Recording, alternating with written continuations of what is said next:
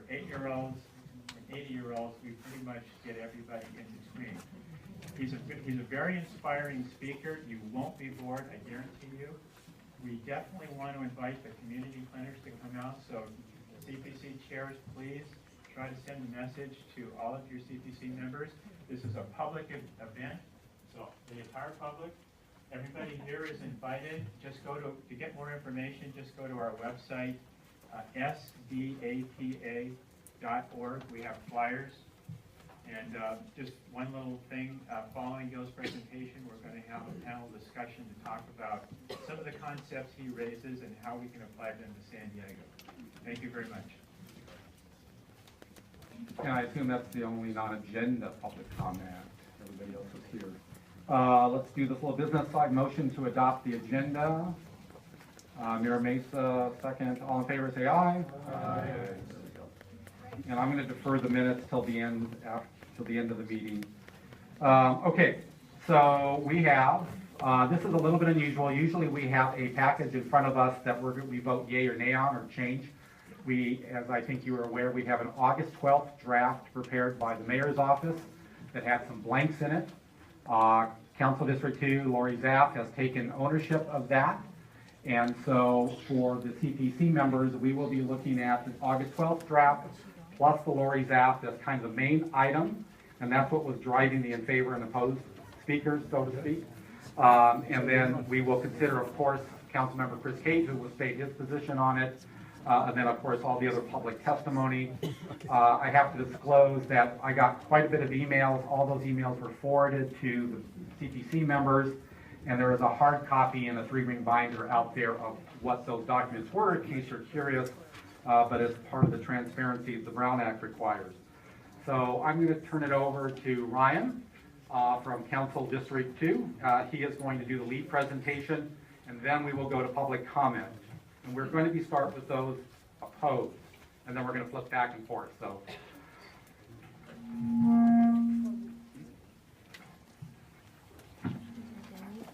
Tell them what Airbnb is. Airbnb is home sharing and vacation rentals. We're here to not have any regulation, and we welcome you to share this with all of your friends, all of your family. We're broadcasting live here at the committee.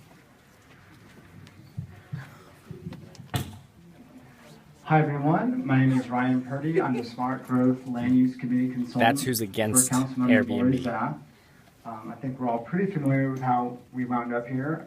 We had two previous committee meetings on this topic, one on April 22nd, one on May 29th.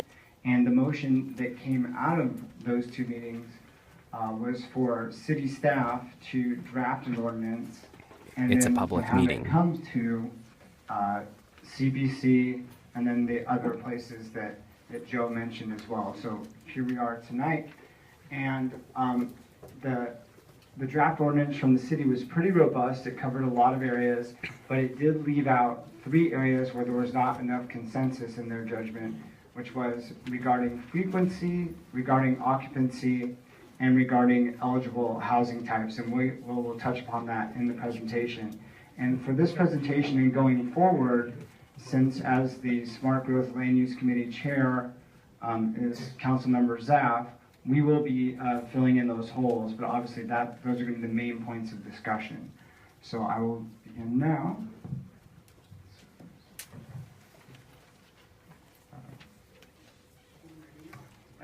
Okay, there we go. All right. So just kind of as a starting point, especially with a lot of what we're concerned with and what we hear from constituents, we just wanted to review first what the municipal code says regarding single-family residential zones, also known as RS zones, and their purpose is to promote neighborhood quality, character, and livability. So that's kind of the backdrop of the way that we have considered the issue. Now, moving on to the actual draft ordinance that city staff drafted, the proposed ordinance creates a separate new use category. So the short-term vacation rental of a dwelling unit, and I put in parentheses there just to be clear, a whole home rental for less than one calendar month that provides exclusive transient use in single-family residential zones. And this would apply to all the following zones. We'd have that for clarification. And up here I put Pacific Beach as a zoning example. I think this is pretty helpful to look at if you can somehow look around those blue lines. All those blue lines are streets. So if you can kind of get your eyes to sift through that, in our proposal, we're suggesting a limit in terms of frequency in single-family residential zones, which would be the yellow or the really, really light brown that almost looks white. And then the other areas you'll see that are brown are multifamily zoned in areas that are pink or like the bright red that you see, which would be along Garnett, are the commercial zones, just give you a point of reference. But Pacific Beach provides a pretty good example of clear zoning. In terms of frequency, this is a proposal that our office has put forward, since this is one of the holes in the proposal. Minimum night stay of no fewer than 21 nights. If an owner wishes to deviate from that requirement, then the owner must secure a discretionary permit, i.e. a neighborhood use permit. In terms of occupancy, our proposal is 2 occupants per bedroom plus 2 additional occupants.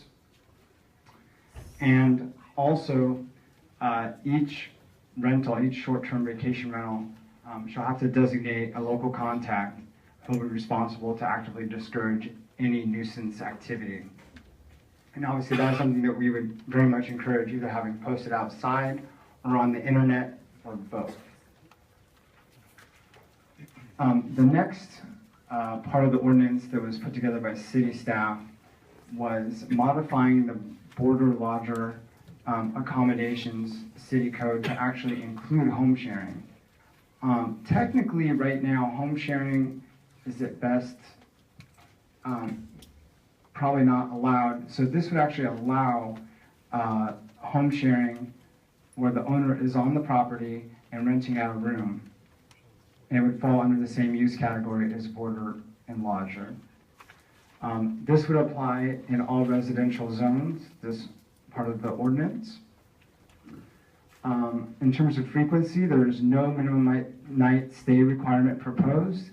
However, the owner or the designated host would have to remain present during any stay that's less than 30 consecutive days for that no minimum night stay requirement to hold true.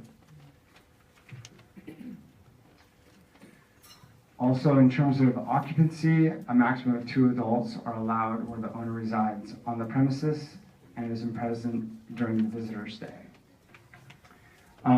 The draft ordinance also does address multiple dwelling units, and it says pretty straightforward that a maximum of 25% of the dwelling units in a multiple dwelling unit structure may be rented out on a short-term basis. So I just wanted to sum up the regulations really quickly because it gets a little confusing perhaps between the 2 categories. So for the short-term vacation rental, which is the brand new category that concerns whole home rentals in single-family zones, we are proposing 21-night minimum stay in RS zones unless the owner secures a discretionary permit. Maximum occupancy, you can see there. And then last but not least, something that I'm going to include on the next slide as well, the owner must collect, remit, and report all relevant taxes. And then just separate it out once again in terms of the actual home sharing where the owner stays on the property or the host stays on the property. This is a review of the regulations that we just went over and proposed in the city ordinance, and again, with the addition of the owner must collect, remit, and report relevant taxes. Our recommendation is, well, we hope that CPC and then ultimately City Council adopts the regulations for short-term vacation rentals and home sharing, and that CPC and, of course, ultimately City Council provides further direction on frequency, occupancy, and eligible housing types. We've done that here, but we understand that's also the purpose of CPC and the other groups we are going forward to. And The last part, Joe covered this earlier, but this will also be considered by the code monitoring team, technical advisory committee, the planning commission, and ultimately at some point down the line, city council. And that concludes my presentation. I know that we're going to be here a little while, but I will certainly stick around to hear all the input. I very much look forward to it, and also to answer any questions. Thank you. Okay, thanks a lot, Ryan. I appreciate that presentation. And again, you should have, CPC members should have the August 12th draft and the specific recommendations from Council Member Lori Zapp. So we're going to start the public testimony. And this is where we are, folks. We have, in opposition, 69 minutes of organized presentation. Well, that means seated time, and probably over 50 of individual speakers, so that's 2 hours by itself. And then a lot less on the in favor. And I realize that, okay, it was the box you checked.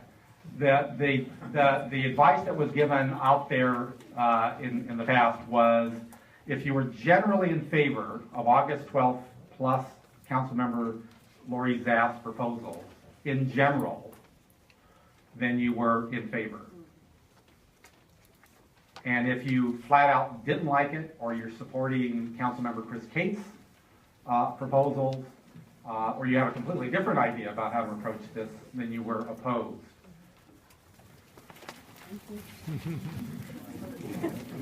So, I think I saw flags both times. I'm a little confused. So, for the people that said to fill out the opposed slip that maybe think that they really should have been on the in favor side, does anybody want to? 2 people. That's great. Now, Mike Costello is one fellow, and the person to Mike's right. Bill. Somebody behind the column. And your name, sir? Will Shussle. Will Shussle, or something like that. So we'll find yours and we'll pull yours out of the opposition and put it there. Sue Hawkins, okay. I just have to get close. What we're going to do is we're now going to start with an opposition because we more are in favor, and I'm just going to call Councilmember Chris Cates, the Honorable Councilmember Chris Cates, and let him have his moment. For his 5 minutes. Don't misunderstand. So he's got 5 minutes. Thank you, sir.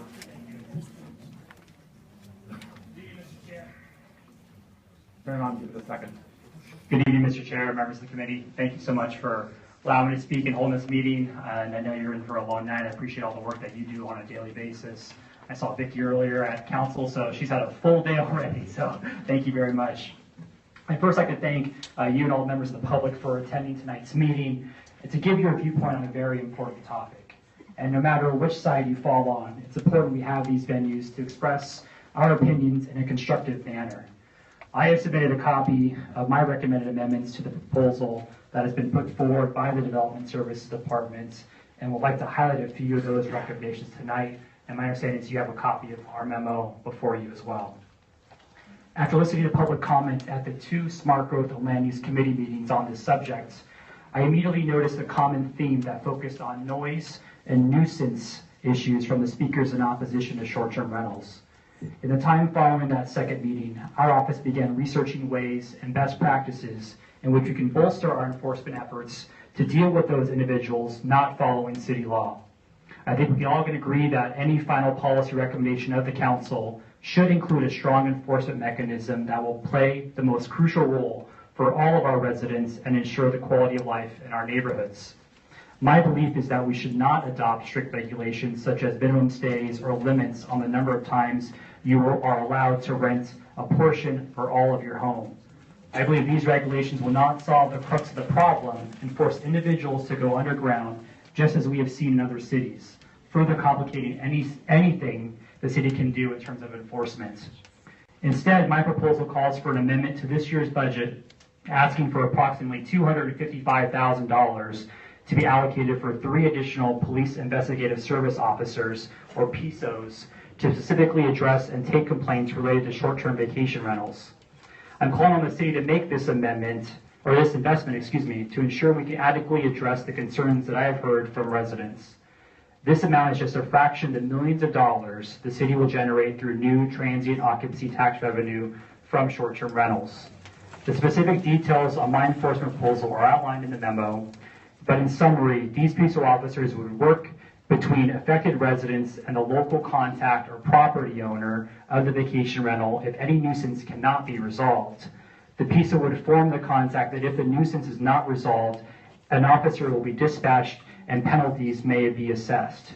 Under the city's administrative citation program, the officer would have the ability to immediately assess fines and penalties to each tenant and the property owner for up to $1,000. I'm calling for a one-year pilot program to determine the success of this program and allow for us as a council to make amendments if necessary. In terms of the specific amendments to DSD's proposal, I recommend in part the following. Replace the term visitor with transient as it is already defined in the municipal code. Add language requiring the payment of all necessary taxes and fees. Require the local contact to forward all responses to complaints to the city. Replace the proposed occupancy limits with the state best practice of 2+1. Require the placement of the TOT registration certificate number within all online advertisements and postings. Remove any requirements of parking spaces and instead limit the number of parking spaces allowed per stay to 3. Add language that any violation of these requirements and/or documented nuisances may be subjected to the city's administrative citation program. I believe strongly that those individuals wishing to take part in this activity should be allowed to do so in a manner that is both allowed by the city and enforceable. My proposal is a balanced approach that will ensure we protect neighborhood character and the quality of life while also finding solutions that adapt to the new sharing and innovative economy. San Diego is experiencing record hotel occupancy rates and increases in TOT receipts, and it is imperative we allow those individuals, family members, or even foreign exchange students the opportunity to enjoy all neighborhoods within America's finest city. Thank you very much.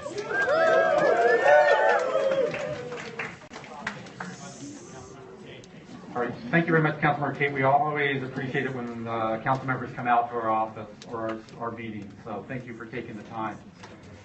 Okay, now we're gonna do 10 more minutes in opposition. I want to point out that Ryan told me 8 or 9 minutes and did 8. Councilmember Kate asked for 5 and took about 4.5. So let that be your guide. And again, if somebody has said something that has already been said, we will not think the less of you if you just kind of say what they said and double it up. And kudos whoever thought about the green flag. So I apologize for names I will not get right. Austin Hung. And while he's coming up, John Fixton. Come up, if you could stand in the center, sort of, kind of. And then Nicole Larson behind John.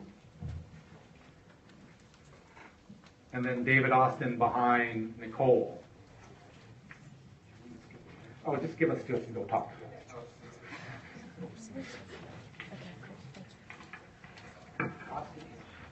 Austin has 5 minutes. He has 5 people. And I asked that everybody be here. So Jeff, Janice, you're all here, right? Tell me that you're here. Carlene, Sirhan, right? You're all here, right? That's what we agreed to. It already started. No. We'll give you 3 more seconds at the end. I want to address a lot of the concerns that have been raised about vacation rentals, and look at it from a statistical and analytical perspective. So if we look at Pacific Beach, for example, there's this concern that we need to save our neighborhoods and every that social media site possible. vacation rentals are destroying the fabric of our communities. Well, if you look at the census data for Pacific Beach, 74% of homes in Pacific Beach are non-homeowner occupied. And so you might say, well, that's probably because of the vacation rentals. And so that's why we need to ban them. However, if you look at the census data from 1990, it shows that Pacific Beach was 73% homeowner occupied.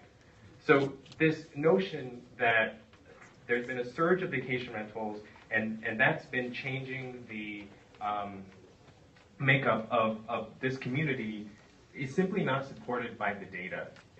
If anything, if you look at the census, it's showing us that the makeup of Pacific Beach hasn't changed in the past 25 years and has remained mostly non-homeowner occupied. So same with home pricing. There's no substantial data that links vacation rentals to an increase in home prices. In fact, if you look at the data from 2005, it shows that home prices are roughly about the same as they are today, which actually means they're probably cheaper now considering inflation. Now, what does it mean when they say neighborhoods are for neighbors? I think what they're really saying is, I want to be able to pick who I live next to. And let's call a spade. Because what's next? Are we going to then target the long-term renters? 1 out of 3 San Diegans are long-term renters. We need to be careful about going down this path of legislation that allows folks to pick who they live next to. The last item I want to talk about on the first sheet is just the positive impact that short-term vacation rentals have on local businesses because of how much they refer tourists and how much tourist dollars they bring to local businesses that would otherwise never see those dollars. For every 20 hosts that recommend a restaurant, this represents exposure to 3,700 unique visitors every year that these local restaurants would otherwise never see. So let's look at what would happen if there was a de facto ban that was passed. We've heard talks about vacation rentals going underground, but let's look at what would happen with investors. Investors who need to recoup their money will have to get creative to make the math work. So when their backs are against the wall and you've taken away their option to monetize their properties by using it as a vacation rental, they're going to look at creative alternatives. These may include halfway homes or transitional housing for recovering drug addicts or ex-convicts. There's nothing wrong with that. However, if we want to talk about the ability to pick and choose who we live next to, this is one option that we're not going to be able to have any say in because it's federally protected. So for short-term rentals in BV, I think we can look at what's happened in Carlsbad. We know that in the best case scenario, if you ban vacation rentals, the Coastal Commission is not going to allow that to happen at the beach because their job is there to protect the beach and make sure that it has the same access for anybody, not just those who can afford to take 21-day vacations. So, as we've seen in Carlsbad, that all they managed to do was ban vacation rentals east of the 5.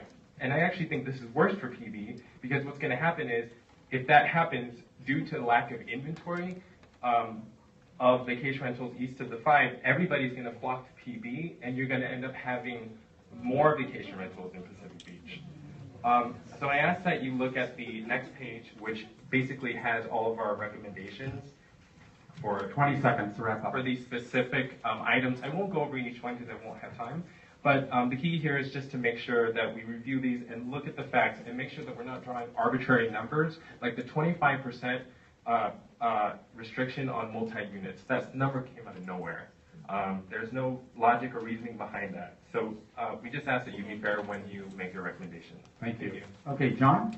John's got 5 minutes. Remember, no clapping because it'll just interfere with his time. I assume Kathy and Jean and one of the realtors and Jan is here. So, John, go. 5 minutes.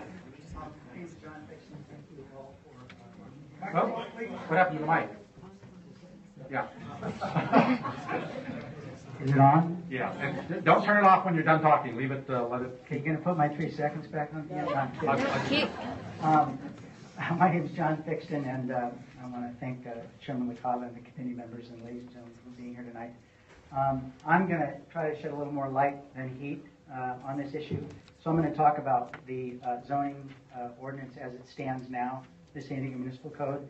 The San Diego Municipal Code zoning scheme is called categorical use, which means if the use is not listed in one of the categories found in the municipal code, specifically in the use regulations table, it's prohibited and unlawful.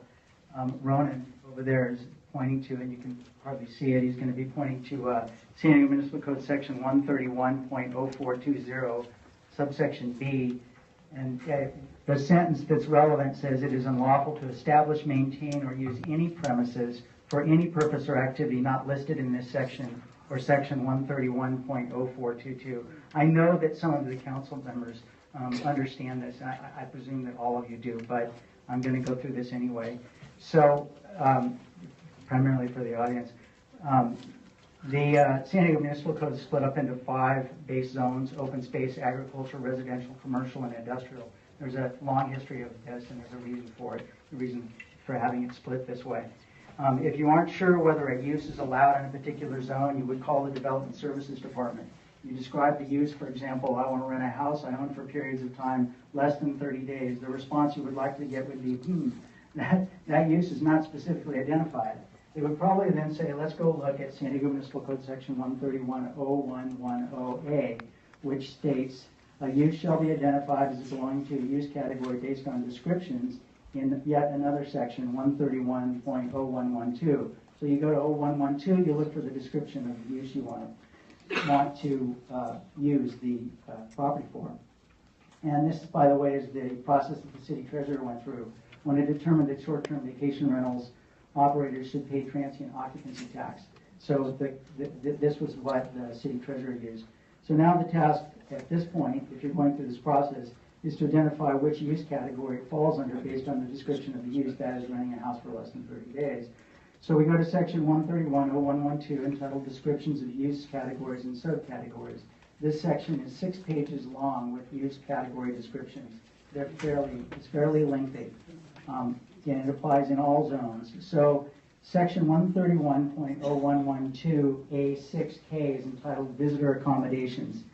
Visitor accommodations are described as uses that provide lodging or a combination of lodging, food, and entertainment, primarily to visitors and tourists. Hotels, motels, and bed and breakfast are all visitor accommodations. You'll find bed and breakfast in residential zones, but only on a limited basis. And the rules for bed and breakfasts are 3 pages long. It requires parking, kitchens, etc. It's fairly restrictive. So that sounds pretty good, right? We all agree that short-term vacation rentals are visitor accommodations.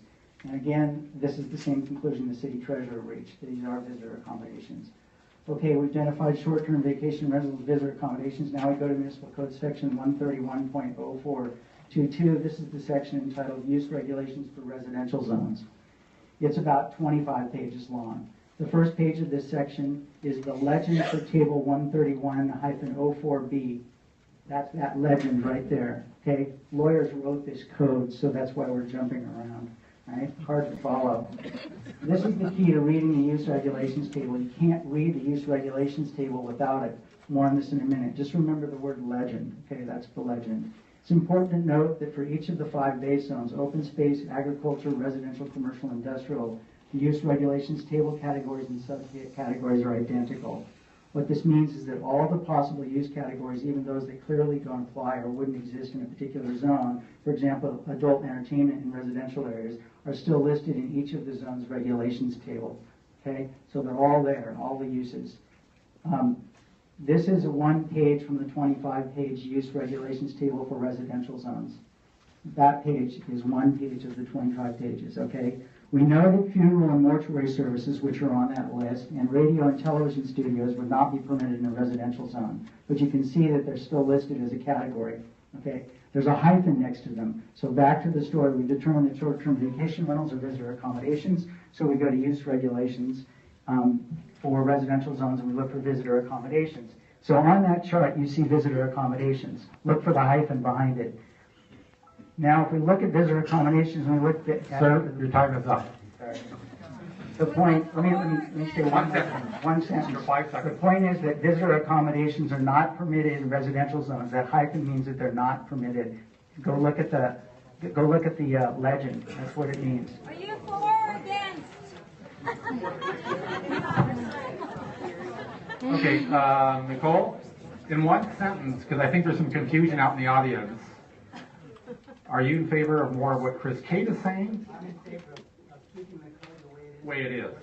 Okay, thank you, sir. No, you don't got flags. Nicole's got two speakers, or 2 minutes. Sorry. My name is Nicole Sewers-Larson. I am president of the Sail Bay Association, which represents about 90 members, mostly condo and apartment owners and residents around Sail Bay in Pacific Beach. I am opposed to the proposal as it is written because it does absolutely nothing to address the problem experienced by residents of multifamily housing, thousands of whom have been evicted from their long-term rentals by owners eager to convert to short-term vacation rentals and clean up. We too need protection from the short-term vacation rental conversions as much as or more than single-family zone residents. We need a minimum 30-day stay. Because we live in such close quarters, we are particularly impacted by all the noise, parking, bad behavior, and security issues. We have people coming and going, we don't know whether they belong or not. And apartments and condos are being converted at an alarming rate. For example, my neighbor's 22-unit building, 12 of the 22 are short-term vacation rentals. The 5-unit apartment house next to us is being converted completely into vacation rentals. That means 20 people are losing their homes. Over 1,000 units are advertised on VRBO just around Mission Bay. That means about 3,000 to 4,000 people have lost their housing. San Diego has a serious housing shortage, and San Diego can't build enough affordable housing to solve the problem. City Council deals with this all the time. But you can do one thing that will affect the loss of housing. You can recommend banning short-term vacation rentals or seriously restricting them to a minimum of 30 days rentals. If the short-term vacation craze continues, where are we supposed to live? Is it all vacation rentals in the coastal zone? We'd like to live in the beach, too. Okay, thank you. David Austin. And then if, while David's coming up, if Belinda Smith could actually come up as well. You made a request, Belinda, and I totally forgot, and clearly a couple of speakers were not, but that's okay. We're getting the points out. David, go ahead, you have 2 minutes. Thank you for the opportunity. Hello, my name is David Austin. I'm a homeowner and a 40-year resident of Pacific Beach. We raised our children there, and now our grandchildren are also in school. I'm very worried because over the years, the proliferation of absentee landlords, mini dorms, and short-term vacation rentals has dramatically affected the quality of life in our community.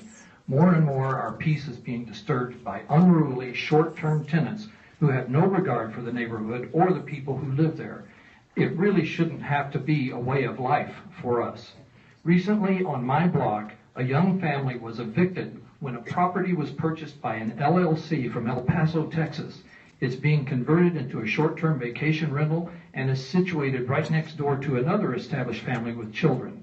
There's no visible owner or anyone we can call except the police if there's trouble with wild parties, noise, or trash. I'm very concerned that the proposed amendments to the municipal code will only make matters worse. The number of short-term vacation rentals will increase, and the enforcement nightmare that will develop. I'm sorry, the 3 policemen aren't going to be able to make a dent in this. It's going to be incredible. Okay, keep talking. Meanwhile, these changes will greatly benefit these corporations who, from outside San Diego, who want to come in and exploit our city. I sincerely believe that the best solution is to simply enforce the municipal code as it is written and intended. No need for all of this work to fix something that isn't broken, and the costs of additional enforcement and the implementation are going to be very high. All it would take is for the city attorney to simply direct the Code Enforcement Division to enforce the law, and these establishments can be eliminated. Once that happens, thousands of San Diegans will rest easier, our neighborhoods will be more peaceful and secure, and the city will be much better off. Thank you very much. Linda? Linda, I have quite a bit of time, but we'll 5 minutes on the clock. I actually am going to speak for a little less, so it'll go faster.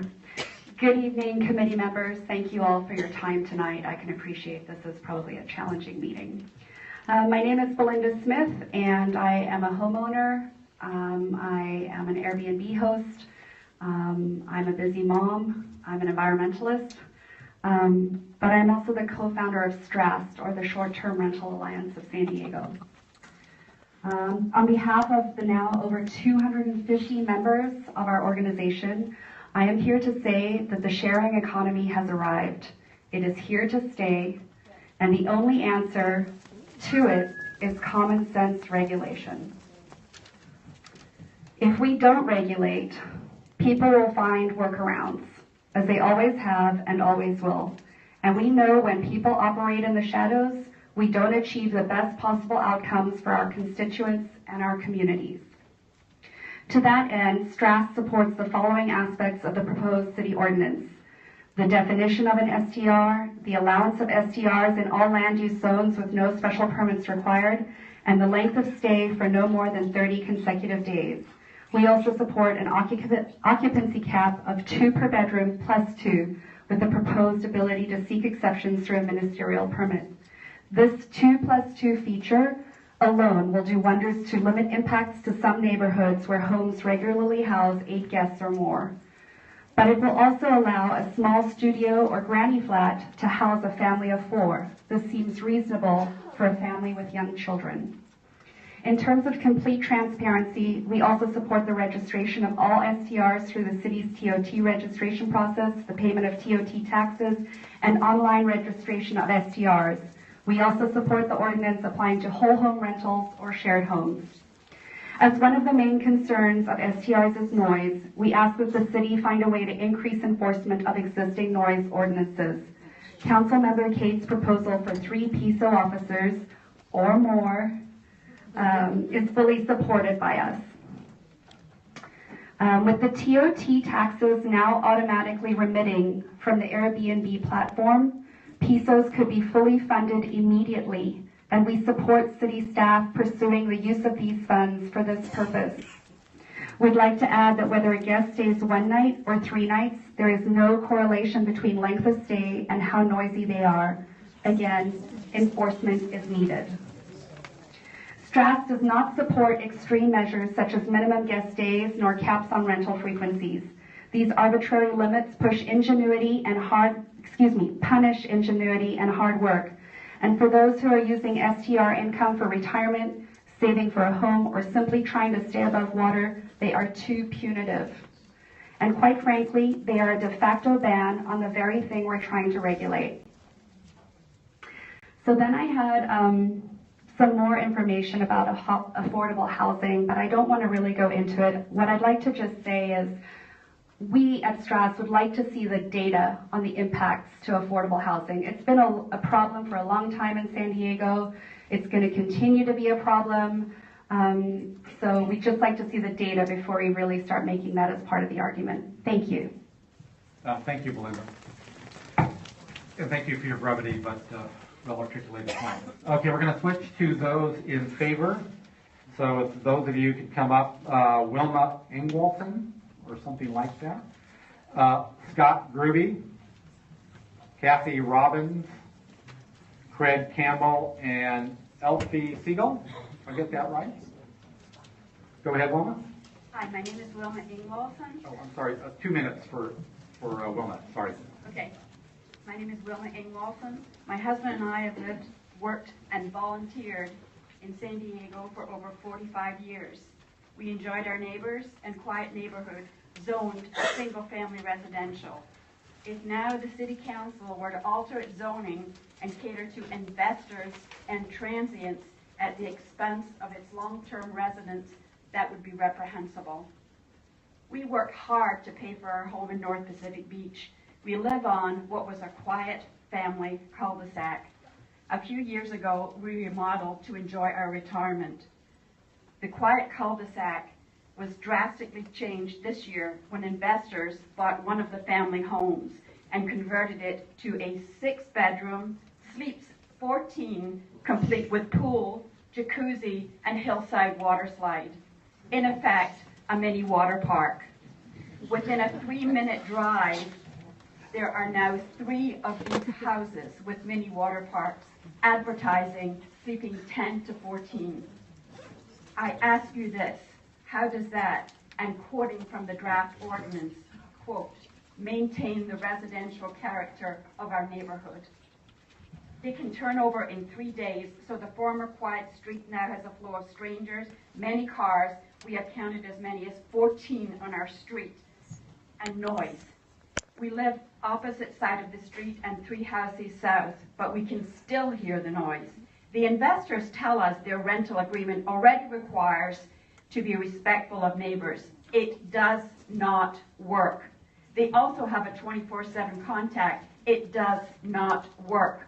Besides, who wants to get up at 1 or 2 in the morning to call a number so people can be told to be quiet? Noise continues, and the police have been frequently called. As recently as 2 weeks ago, You need to wrap up. we had 2 squad cars in our street. This was bad enough. This summer behind us was... Mama, you need to wrap up. Thank you That's it. for respecting. Scott Gribby, you've got 5 minutes.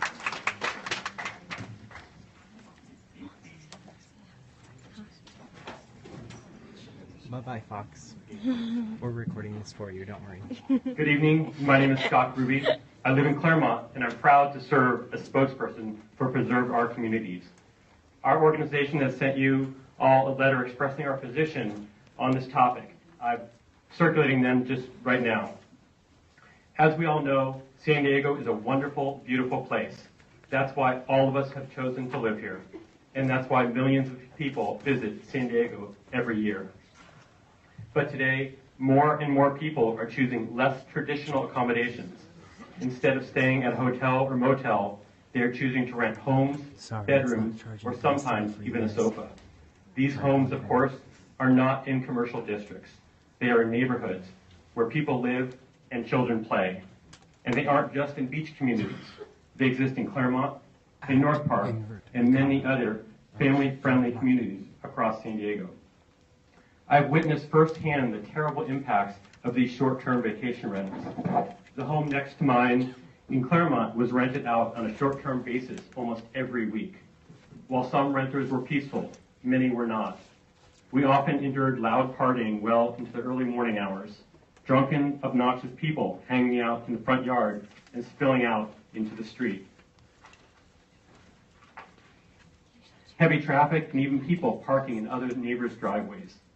I called the police, but these aren't what they call high-priority calls. So often we would wait and wait. Fed up with this ongoing problem and fearing for the safety of my family, I started to act. I installed tall bamboo fencing in my backyard. I put in video surveillance cameras, and I hired an attorney. In all, I spent thousands of dollars and countless hours dealing with this insanity. It shouldn't have to be like this. These are our neighborhoods. This is where we raise our families. Our homes are supposed to be our escape, a place to get away from it all. But in many communities, this hasn't been the case. To remedy the problem, Preserve Our Communities is proposing several common sense policy reforms. Reforms we'd like the City Council to act on as soon as possible. They include requiring a minimum 21-day stay on all properties that are unoccupied by the owners, requiring a minimum 7-day stay on all properties that are occupied by owners. For example, those that are renting out a bedroom or a sofa. Capping the total number of days a home can be rented out each year to 84. That's 21 days, 4 months out of a year.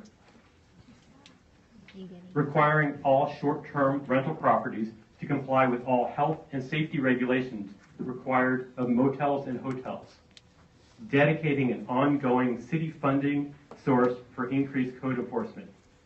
Giving neighbors the authority to take legal action against nuisance rental property owners and collect attorney's fees if successful. We believe that these changes collectively will go a long way towards preserving our communities and making sure that our neighborhoods aren't overrun with loud, intrusive short-term rentals. You all have a very important job. You represent the community interest to the City Council.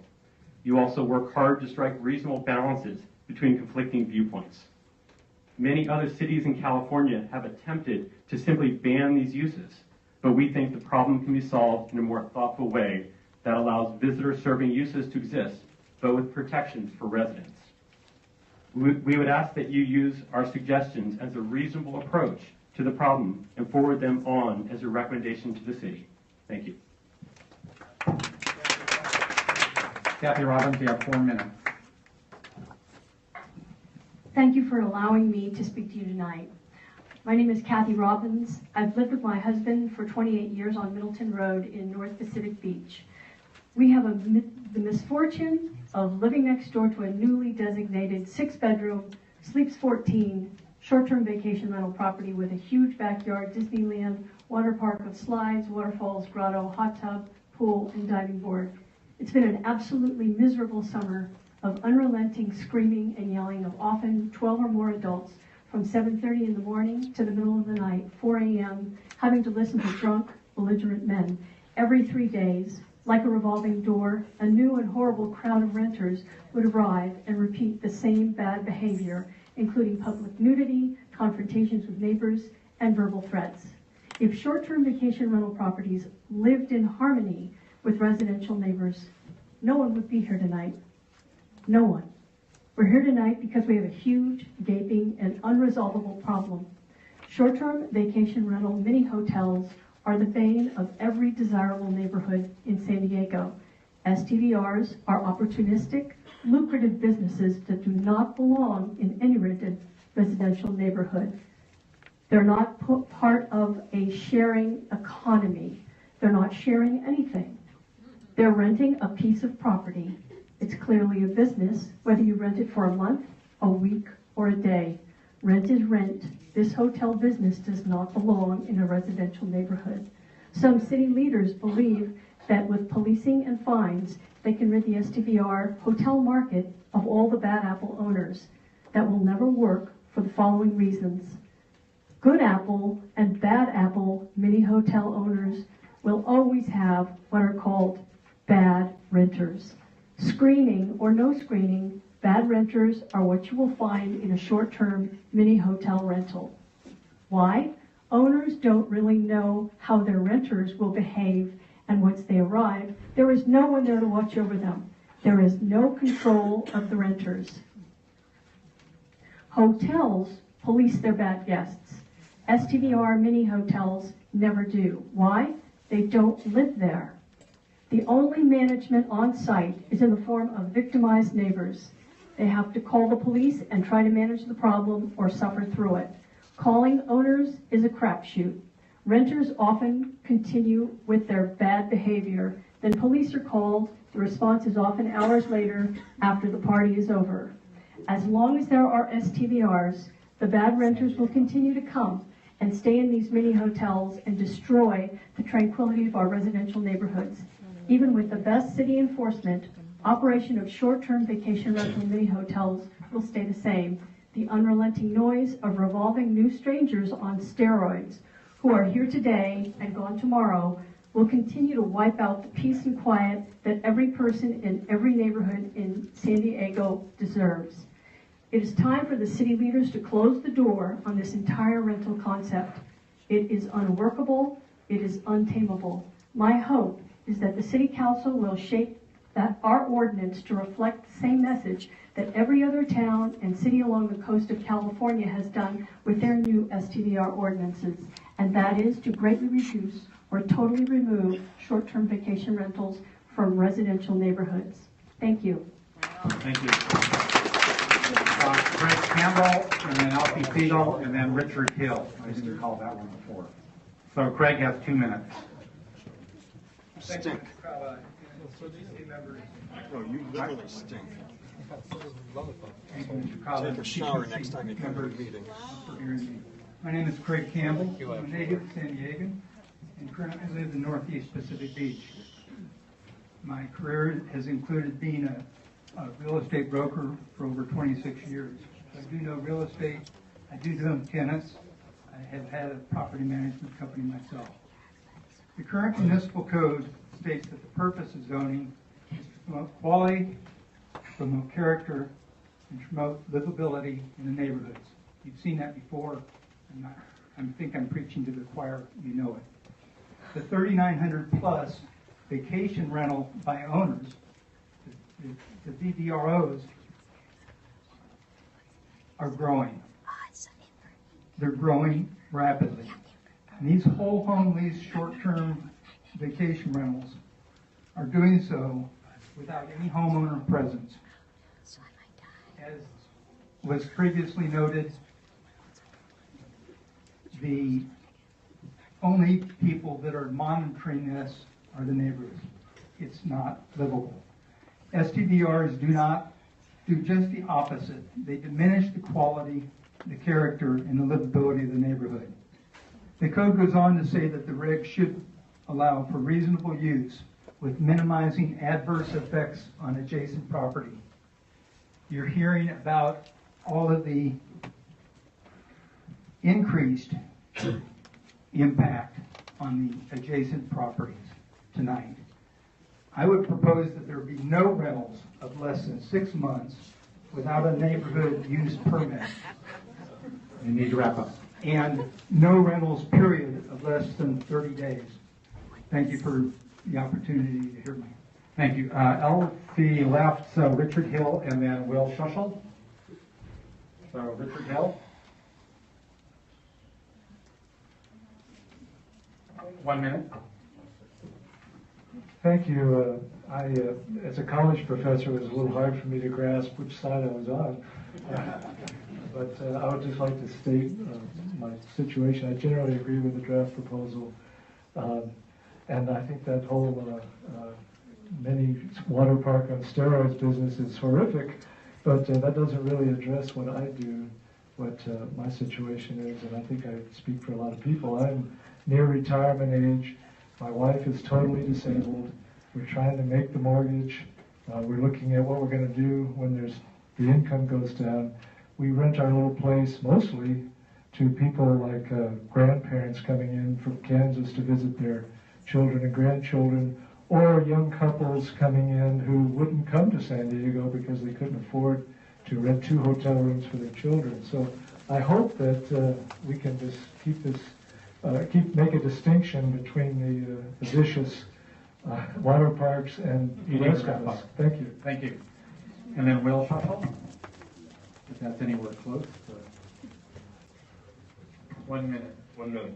The first thing is on the discretionary permits. I believe they should be handled by the local planning groups rather than the city itself. As far as Mission Beach, North Mission Beach is zoned RS, but nobody mentions that it's going to be included as single residence when you decide what you're going to do with vacation rentals.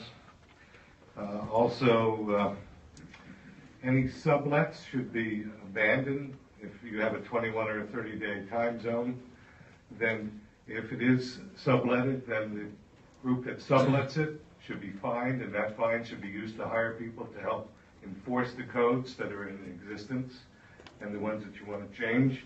And also with the occupancy, it says that you need 200 square feet per person per space. I live next door to a place that's approximately 400 square feet. You'll need to wrap up. Okay, and if you do that, then you should only have 2 people, not more than 4 people. Okay, thank you. Okay, we're going to conclude those in favor and switch back to those opposed. And we're doing the best we can in terms of how we're calling these out, so I hope you're bearing with us. Osiris Rogelio, if that's anywhere close. And while they're coming up, Brooke Empey, Maya Leisure, Kagan Hurst. Osiris? Yes. Go ahead. 2 minutes. Hi, my name is Osiris, and I'm a resident of Claremont for 10.5 years. I own a house there with my wife and our 4 kids. And, well, renting a house, sharing a house with others has really, really helped our family. We have 4 kids, and it allows my wife to stay home with the kids. We have met people from all over the world that comes and stay.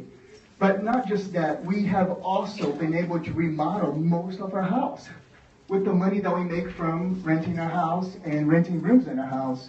Our front yard is beautiful. Our neighbors have made many comments about how beautiful it is.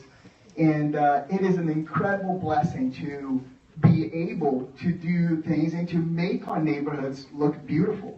I have a dear friend of mine who also rents her house, and she's installing a brand new whole house AC system this week with the money that she made renting her house up. And it just, I understand about the noise, and one thing I want to say, I've been doing Airbnb home sharing for 3.5 years almost with my wife, and we have not had a single complaint of noise.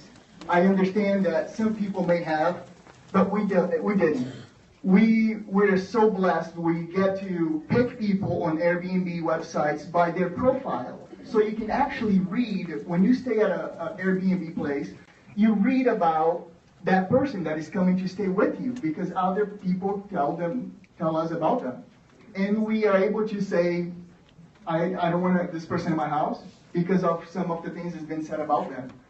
We've been so blessed to also been able to go on vacation because of this.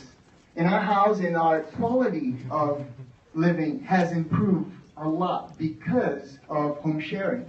We have been able to travel, and we've been able to do many things. And Mr. Chairman? Oh, I'm sorry. There we go. That's it. Take the village. Stuart Gimpy, and then followed by Maya Leisure, and then followed by Kagan Hurst. 2 minutes.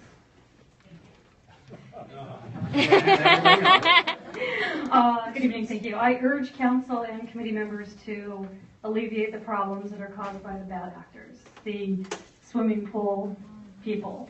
I agree, that's terrible. So let's take care of those problems. However, I also urge the council and committee members to recognize that many, many hosts, many who are here tonight, are very responsible. We get along with our neighbors, we watch out for our neighbors, we ensure that our guests are quiet and peaceful, and they spend money in our neighborhood. I urge you, don't overregulate, and in effect, don't overpunish those of us who host responsibly in our own homes. My husband and I are on-site hosts, and we're there for any problems at any time. Our guests are respectful, they're quiet, they're courteous, whether they stay for 2 nights or 2 weeks. The amount of time is arbitrary. When you stay at our guest house, we have a clearly defined set of rules. And the very first thing we ask is for the utmost respect of our neighbors. We're not a swimming pool house. Through Airbnb, we're able to vet our guests, like the previous person said, by reading their profiles and also reading the reviews that previous hosts have written. We only accept bookings for 2 people or less, and those who have complete profiles and favorable reviews. We also live on the property and have wonderful conversations and exchanges with our guests. We are not absentee owners, and we care about our neighbors very much. Our experience has been 100% positive, and our neighbors, some of our neighbors have also been so impressed that they're hosting themselves now. It's a pleasure to welcome travelers into our neighborhood, and the economic benefits are outstanding. My husband and I are better able to afford our expensive home in North Park, and our guests bring a lot of revenue to our quaint neighborhood. Thank you. Thank you. Maya Leisure, and then Kagan Hurst, and then Ronan Gray. If you could be ready. 2 minutes for Maya. Is this on? Okay. Hi, I'm Maya. I'm representing San Ysidro, California. I'm a local tour guide and an Airbnb host for San Diego. And I say for because San Diego is a tourist's town and holds our economy together. In my experience, tourists do not go on vacations for 21 days or more. The majority of hotels cannot offer the simple home experience, amenities, and don't prefer pets. Right now, Airbnb.com is paying the TO taxes on behalf of the over 300 plus newly listed properties. While vacation rentals have been around for many years, Airbnb is just the most popular way to find a vacation rental at this time. According to San Diego.org, industry visitors spend nearly $9.2 billion annually. The industry generates more than $450 million annually in state and local taxes. While personal properties in San Diego had been used as vacation rentals for many years, those statistics did not include the unreported taxes. Now that Airbnb is required to pay the TO2 taxes on behalf of the hosts, San Diego could only stand to profit and can greatly benefit the city. On a personal note, This is an expensive city to live in. For that reason, I find it necessary to be able to rent out my condo and have access to it on a regular basis. By renting out my condo, I practice due diligence, file the appropriate taxes, and I'm very conscientious of who we rent to. There are house rules that must be followed by the guests. You shouldn't have to suffer the consequences due to some vacation renter's irresponsibility. In retrospect, we do not make a profit, in my case. By renting out the house, we simply break even. The economy makes the profit. We rent out our condo on the weekends. If the city... Thank you. Thank you. Kagan Hurst, if I pronounced that correctly. You did. It was great. Thank you. Thank you, everyone, for hearing us out tonight. Mine's a little bit different, so thank you for listening. My name is Kagan Hurst. I do in 2 minutes. My name is Kagan Hurst. I'm the Director of Global Community for HomeExchange.com, and I'm here tonight to speak on behalf of the over 1,000 San Diego families who are home exchange travelers. So as the committee considers how to tailor regulations to address certain issues the city is facing, we hope to clarify how home exchanging is fundamentally different from renting. Home exchange is not a vacation rental or short-term rental. No money changes hands, and it's no different than having an invited guest into your home. Home exchange does not contribute to any of the negative issues associated with vacation rentals or short-term rentals. The vacation rental industry has attempted to include themselves within the sharing economy in terms of the phrase. So San Diego's proposed regulation sometimes uses the term home sharing, which we've seen heavily tonight, when it's likely intended to refer to home renting or space renting. Sharing is sharing. Home exchange is sharing. Earning money is renting. So we request that you clarify the regulations by specifically excluding the word sharing and the phrase home exchange from any restrictions that don't apply to anything other than an invited guest into your home. And it's worth mentioning that after careful consideration, the City of Manhattan Beach recently reached the same conclusion and has excluded home exchange from their recently enacted short-term rental restriction. Thank you all very much. Thank you. Ronan Gray, then followed by Laura Hershey. Oh, Hershey. Chocolate. 5 minutes for Ronan.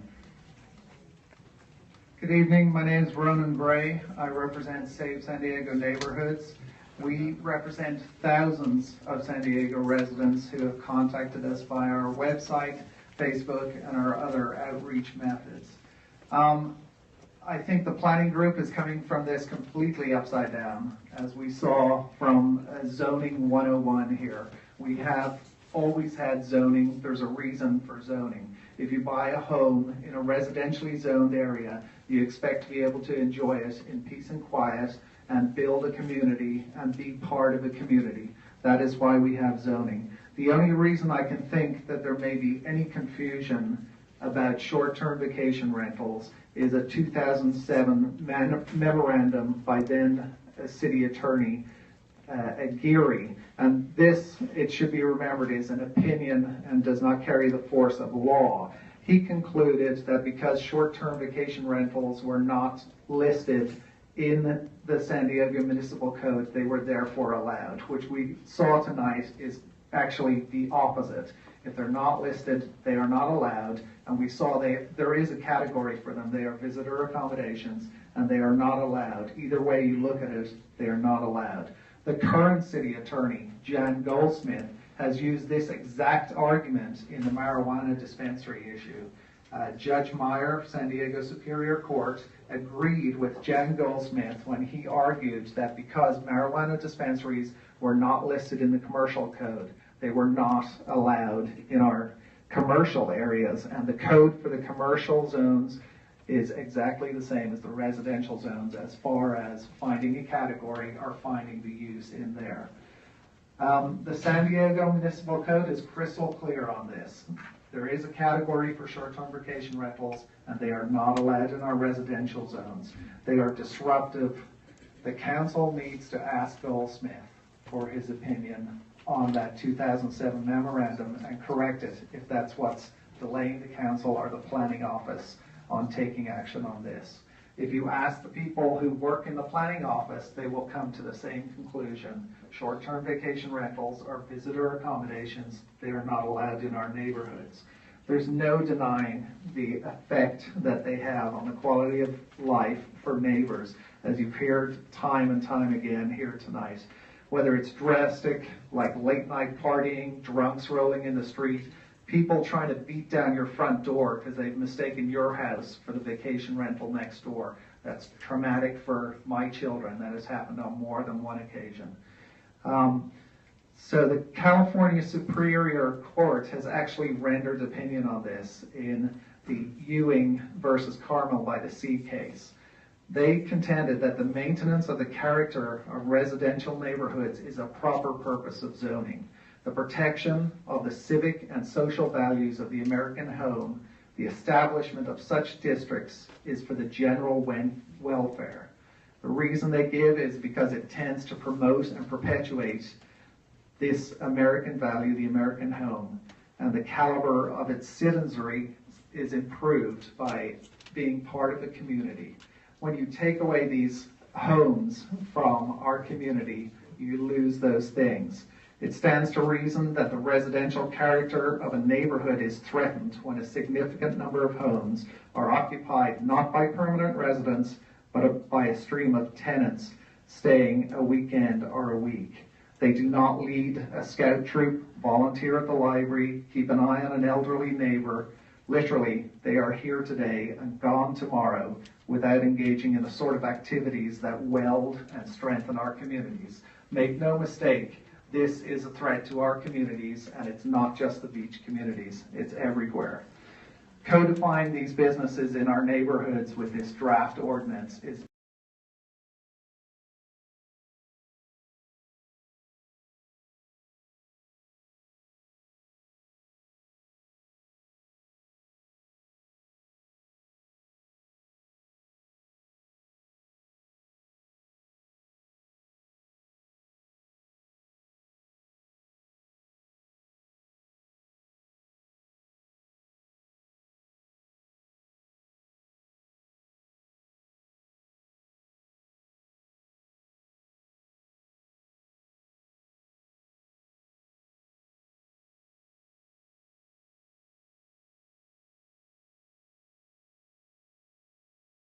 only going to exacerbate this situation.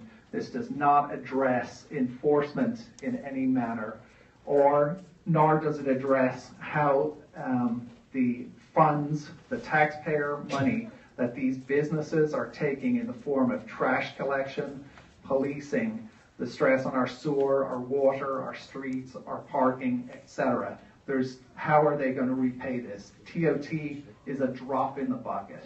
It will not pay for all the services they are using and the damage it's bringing it. I urge you to consider the Santa Monica model, where their code is pretty much identical to ours, same type of code. They simply reviewed it and reiterated that visitor accommodations are not allowed in residential zones. Okay, thank you. Laura Hershey. I'm sorry, 2 minutes. Is this on? Yes. Thank you for allowing me to speak, committee, and Jim Cava, our fearless leader. I'm a neighbor of short-term rentals. I've been a guest as a short-term renter, and I am currently an Airbnb host, in part because I lost half of my job in 2007 with the economic downturn. And I know the downturn is over for some people. It's not over for me. I haven't gotten my job back, except for the job I have as a host. And it's been really fabulous being a host. Aside from letting me keep my home and allow me to pay my bills,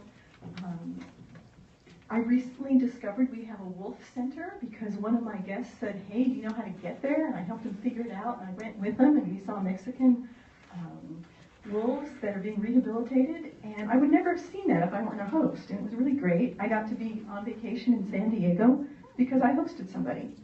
And I'd like to talk about the difference between a weekend host and a weekend guest and a 1-year renter, because I have rented to 1-year leases, and I think that it's really better for San Diego to have the short-term weekend renters. At least for me, I'm on premises, I live there too.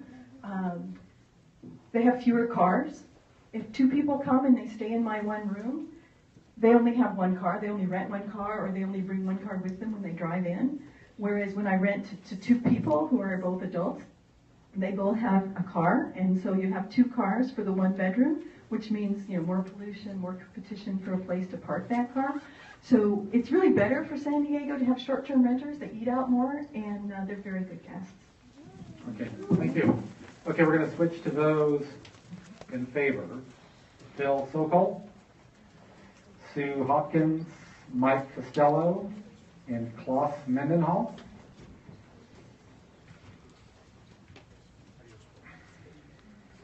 Oh, 5 minutes for Phil? Sorry.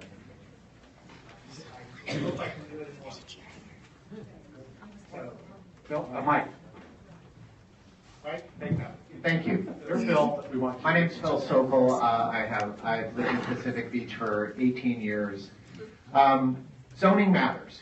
I think we all agree on that.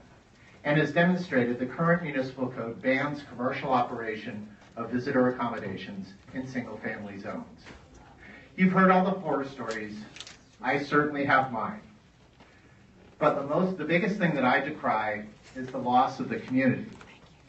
Every house in my block that becomes a vacation rental is one less neighbor and pokes a hole in my community. I have no problem with all these nice people here who rent rooms in their house. I think Airbnb is a fine thing because the owner is there. The owner remains on premises. They are a consistent contact person, but more importantly, they're a neighbor. And that is what the code is there to protect. The whole house rental, they are not sharing anything. They are commercial operations. They are out to make money. They have no interest in what happens at the local school, at the library, or to the neighbor down the street. It is a fundamentally inconsistent use with single-family neighborhoods, and that is why the current municipal code disallows them. And I ask that you just simply enforce the current municipal code. Thank you. Thank you. Sue Hopkins.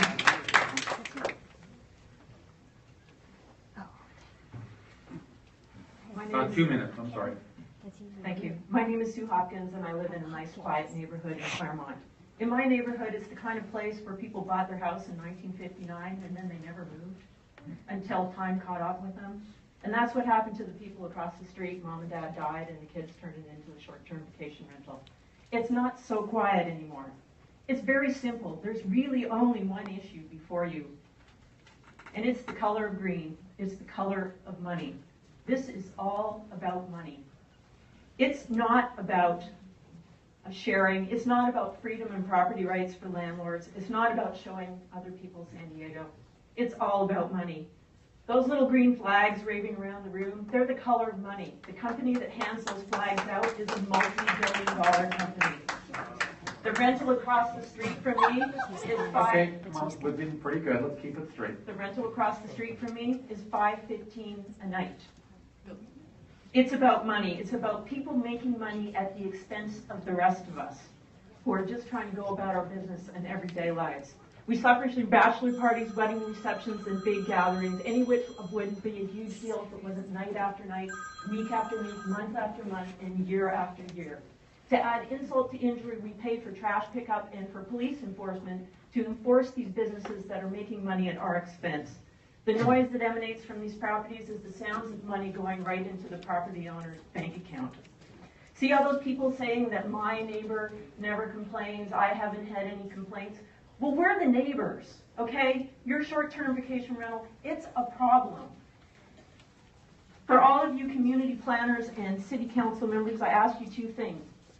Is money the only thing you care about? Is that all that matters? Or are we important too? If your answer is, I only care about money, well, carry on, you and the guys with those little green flags. But if you care about the rest of us, please stop this in our single-family residential. Okay, thank you. Mike has 5 minutes. Thank you, Joe. I believe I have a PowerPoint, and it's now up there. I'm Mike Costello from Bird Rock. Oh, he has a presentation. how does this go forward? All right. Wall Street Journal reported that the greatest economic return on residential properties from the short-term vacation rental. The Wall Street Journal also reported that the growth rate of the short-term vacation rental industry is 10% per annum. Well, I'd like to tell you about my block. And here is an overhead projection of my block. The colored squares represent single-family homes. Red, short-term vacation rental. You don't see one here. Dark blue, traditional long-term rental. And green, the owner-occupied. And Joe LaCava actually's house is on that too. If you look real carefully. Okay. No secret. But in 2008, 2 short-term vacation rentals popped up on our block. In 2014, you see 10. That is 10 out of 48 residences are short-term, 20%. And what has happened there? Wild parties all weekend. We have had fireworks being set off. We have people urinating in other people's front yards, vomiting in their front yards. You go over to one of these places, one poor lady had her husband come home from triple bypass surgery and said, guys, you know, my husband needs his rest. He's a cardiac patient. And they said, well, you effing bitch, get out of here. I paid this much, I paid $4,200 a night for this place, and we're going to have fun. You know, it really affects the neighborhood. We talked to City Attorney Jan Goldsmith for an hour and 10 minutes about 18 months ago. And he said he wouldn't want one of these next to him. Or would you want to live with one of these next to you? What's going to happen in this particular neighborhood when we have 40% short-term vacation rents? We're all going to move. And then what are you going to do for residents? It's real hard to take pictures of these transgressions going on at night. But in the daytime you can. Friday night at 8 o'clock, residents began calling the San Diego police about a wild party. Well, 8:30 the next morning, they promptly arrived. That's 12 hours and 30 minutes later, folks. Thanks for the enforcement, guys. The police did sweep up 6 broken liquor bottles off the street onto the sidewalk. There were 6 fence boards broken down from here. And you would think that they must have had quite a time there. Subsequent bad acts months later caused the property to be capped. With what result?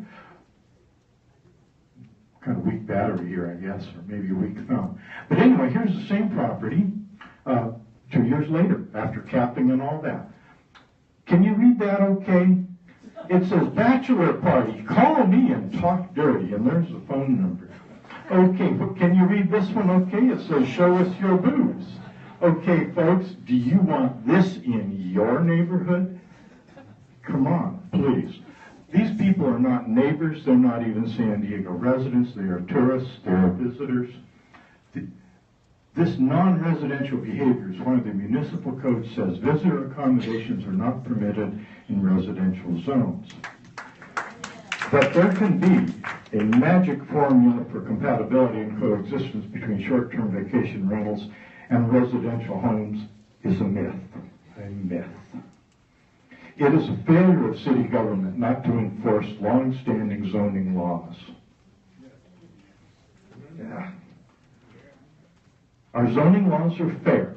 No one is left out. We have residential zones and we have commercial zones. It is the city's failure not to act to defend residential zoning and the need for residents to have their property right of quiet enjoyment of their homes. The residents need you to act decisively. Either change our zoning to commercial visitor and tell residents to move. Yeah, tell us to move. Or enforce our residential zoning. You must have the courage to act decisively. The municipal code is fine just the way it is. We only need to enforce it. Thank you very much. Thank you, Robert. Is Bob Mendenhall still here? I didn't think so. He ceded his time to somebody who was not here. So I'm going to make a big leap. Okay, that is about 1 hour of testimony. We no longer have any more speakers in support. We've got this still opposed. It is what, 8:30. So I need to kind of get a sense of what the members want. When the time comes, how many members want to speak? 4. Oh, members. So that's about a half hour's worth. And Ocean Beach. Sorry, we don't have any room up there. Who? Ocean Beach. Yeah. We just don't have room up front. Oh, we're still short chair, but we're going to speak. Okay, I'm not going to use that as a straight line. Thanks for coming, John. You're John, right? So we can listen to more testimony if we want to go past 9 o'clock. This obviously, a lot of people took a lot of time to come out. It's very important to them. Are you guys going to be willing to stay till 10 o'clock? Yes. We're only at 1 minute. Everybody's at 1 minute. We've got probably, realistically, at least an hour or so more time. I'm not sure what additional information we would be given. I'm sure people would think there would be. Yes.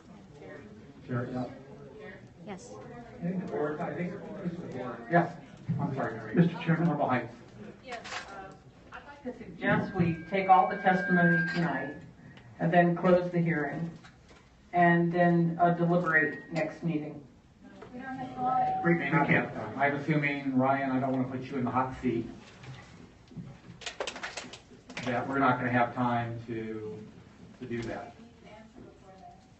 Well, so I'm just trying to understand, if we include the testimony tonight and there was a deliberation at a later date. Right. It'd be a month from now. Month from now. We only meet once a month. Can you address the chair? Well, let. If that happened, honestly, if that happened, obviously we would work with that. It would probably slow down the process a little bit, to be honest with you. But to be honest, we're here to work with you. We're here to serve you. So if that's what you choose to do, we could work with that.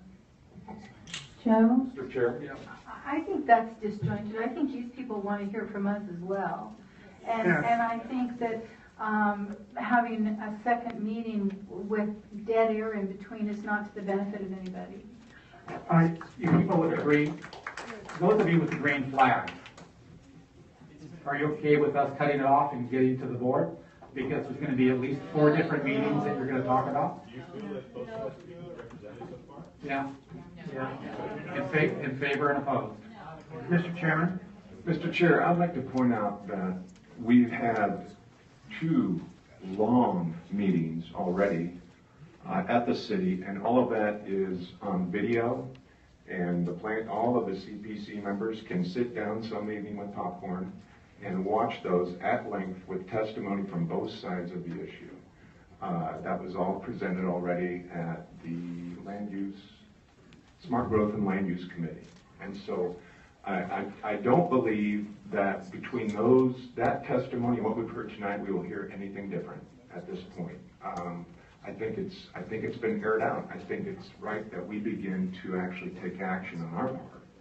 Okay, I don't want to spend a lot of time talking about whether we're going to stay here or not, because that's unfair to the people that came out. Well, that's why I was going to ask Mr. Chairman if perhaps we could hear us first, and then if we have time left, perhaps we can go back to the audience. I'm good with that. Okay, I'm not seeing support on the other side. I think most of the support that we're getting for this, and so I'm a little concerned about that. Joe? When is Planning Commission scheduled? Well, Roughly? Again, that is flexible. The date that we were aiming for was October 15th, but of course, if things go differently tonight, we could try to move the date.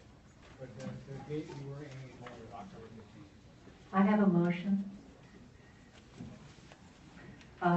Yeah, I think that at this point, we should maybe move to cut off public discussion. We've heard for an hour, equally balanced between two. We need to talk and figure out what we're gonna do. I move that we, at this point, cut off public discussion and proceed to board discussion. Okay. I second that. We have a motion. It hasn't been equal. The way it's not fair and equal is you got 3/4 of the room here green. You got 1/4 of the room white. We had equal time, that's all about, we can't stay here till midnight. You're only hearing, Yeah, Mr. Chair, there is a motion on the floor. Okay, sir. Sir, we have a motion on the floor. I told you at the beginning this was not going to be perfect. We're not set up for this kind of activity. We're trying to do the best we can. We are only advisory. There are 4 more meetings that there will be public testimony at, and City Council being the big decider on this. So there's a motion to cut off or stop end public testimony and turn it back to the CPC members. All in favor?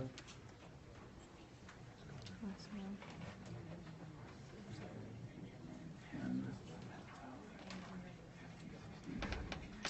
18 opposed.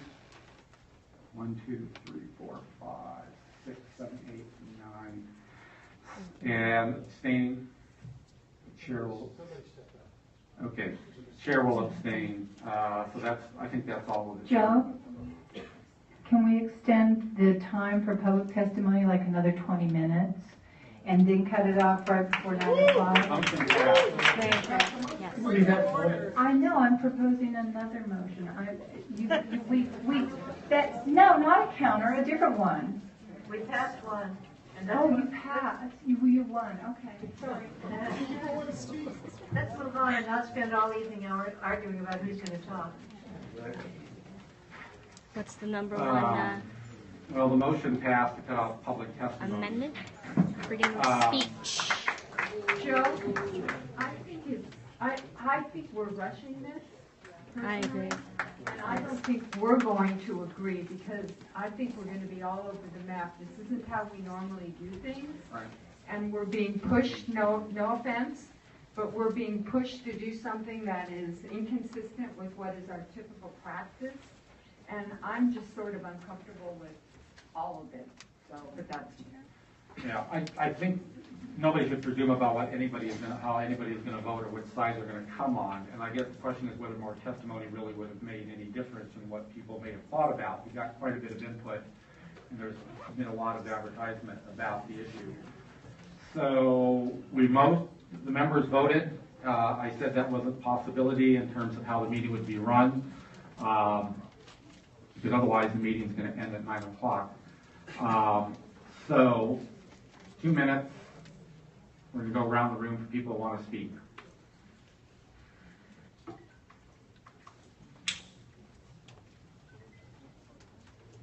Hi.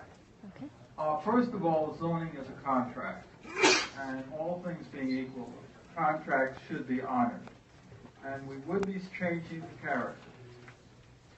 I would only agree to have these short-term contracts if an owner is present, and that hasn't been spoken about enough. I would also say that we're never going to get anybody to agree with anyone else here, and some of this should be left up to the planning group as a possible variance and of what they want to do, because this is impossible. I will also say no one mentioned that it was costly on how to maintain an apartment or a room correctly if you're having transients. You've got to pull off all the bedding, etc. That costs money. I don't know where you find the staff to do this. And we don't have any inspections. You need to have this sort of facility. If you're running it as basically a little mini motel, there has to be inspection, and that's going to cost the city money. Then the last thing I keep hearing is about sound. Well, for $3, I have a decibel meter in my cell phone. This is something that is trivial in price. I can see to make one that was legally binding, and this sort of simple-minded technology is needed because I keep hearing complaints about sound, and we could damn well document it better than most things. So It's a mess, and we are forced to do this, and this should be in the record, because of the strange requirement that we should get both our stuff done and their stuff, so it has to be inequitable, but the cause for the inequality is not from us, it's from the city. Thank you. R11. And if we could kind of be more on point, with all due respect. Okay. I'll be very on point. I have a 3 decibel meter. Okay, here's my feeling about the subject. As I base it on tonight's testimony, this is what I see. I think that probably the Airbnb operation is probably okay. This, by the way, assumes that the city wants to write an ordinance. I think it's possible that they don't, but that they do. But I think the home sharing and home exchange and all that, I can understand how that works, and it probably works pretty well. And we didn't hear a lot of testimony here tonight about how terrible that is. What we heard about was the short-term vacation rentals. I don't think any of these, I think the city's ordinance is too vague in general to really solve the problems that I heard about tonight. To me, what you need is if you're going to have it, I could go along with the notion that it's covered in existing zoning. But if for whatever reason we're going to have it, I suggest that you cap the number of people in any one of them to like 6, so that you don't get the big sort of parties going on. You don't get the big things where you've got that. Or cap it at 4, I don't know, but a small group. I'd also say that it's a 7-day limit. I think the 21-day is sort of ridiculous. It sort of shuts it out. But if you're trying to actually allow it to happen, I'd say you have a 7-day limit. And I think it's that simple. I think there ought to be no more than 2 people per bedroom. I think that's a good thing. But generally, I think you want to avoid this sort of dormitory thing that goes on. I live in the Hoya Shores. We've seen it come and go. I've got one next to me. It actually works pretty well. It's good people. Some of the same people come every year. It's actually kind of pleasant. But nevertheless, I understand. I understand when it gets to be a big bunch of people and there are lots of parties. Where we have it, it's usually grown-ups. But anyway, that's my feeling on it. I'll pass it on. Anybody else? Okay. I think there's going to be change, and there seems like there's pressure to have change. It's a question of what we're going to do. So that's it. Sorry, sweet. Yeah, looking at what's actually before us, this Lori Saff memorandum. First of all, let me say what we've been listening to tonight, and I came in here without any real opinion one way or the other. What we've heard is night and day experiences. The difference between them was owner occupied or not. The situations where the owner is there, it sounds great. This is literal home sharing. It's boarders, lodgers, companion units. The owner is there to make sure it works. What we've heard that isn't working is these mini hotels with absentee owners and nobody responsible. I am really not convinced at all that those are even compatible. Those are commercial uses in a residential zone. I would like to see them banned personally. But if they're going to be allowed, I agree with you that 21 days is ridiculous, but 7 days might be a reasonable minimum stay. Most people, when they take a vacation, they have a week. This would prevent the bachelor parties and would result in actual vacations rather than party central. I don't really think that zoning should allow basically party houses in residential zones. What I'm going to suggest when we get around to actually voting on things is I think the boarder, lodger, home sharing accommodations are fine. Regulate them. I think the companion units also, because the owner is there, fine, regulate them. I really am uncomfortable with the whole mini hotel, absentee owner, nobody's responsible situation, and I think we need to either enforce a ban on them if someone already exists, or put some pretty strict regulations on. We don't need to pass the mic around anymore. You've got your own. So. Who else? Did you want to speak? Yeah, I agree with what the last speaker said. Residential zones are for residents.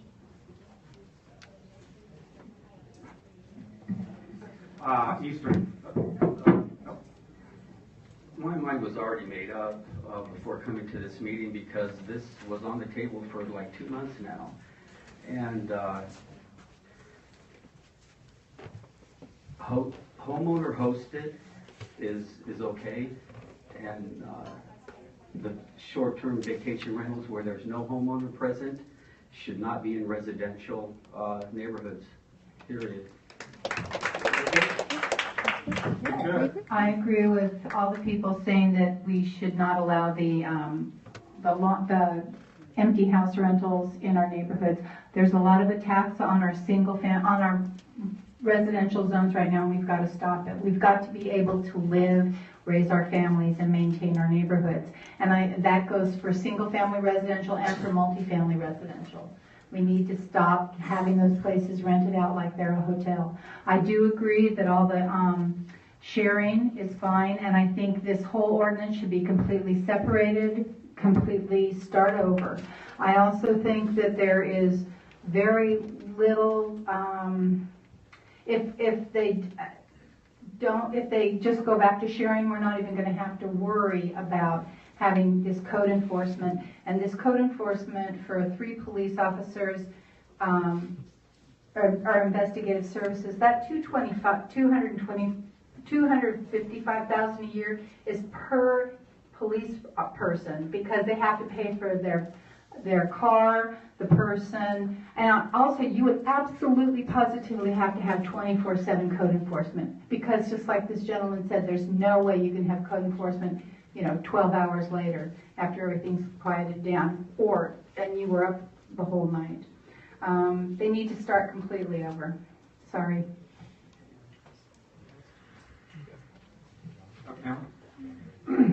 Mr. Chair, I fully agree with Midway and my colleague next to me. The main concern that I see is the enforcement issue.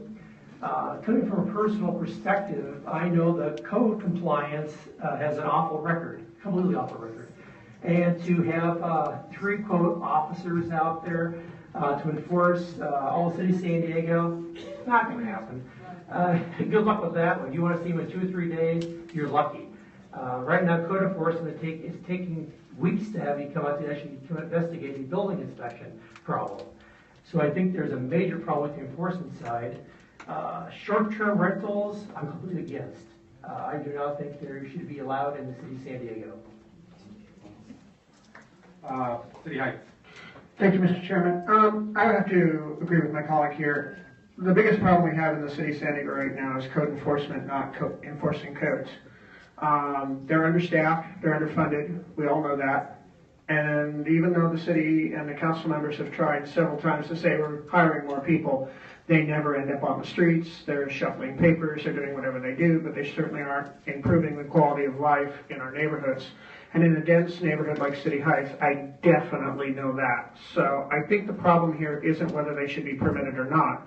It's, are you actually going to get that kind of code enforcement? And I just do not think so.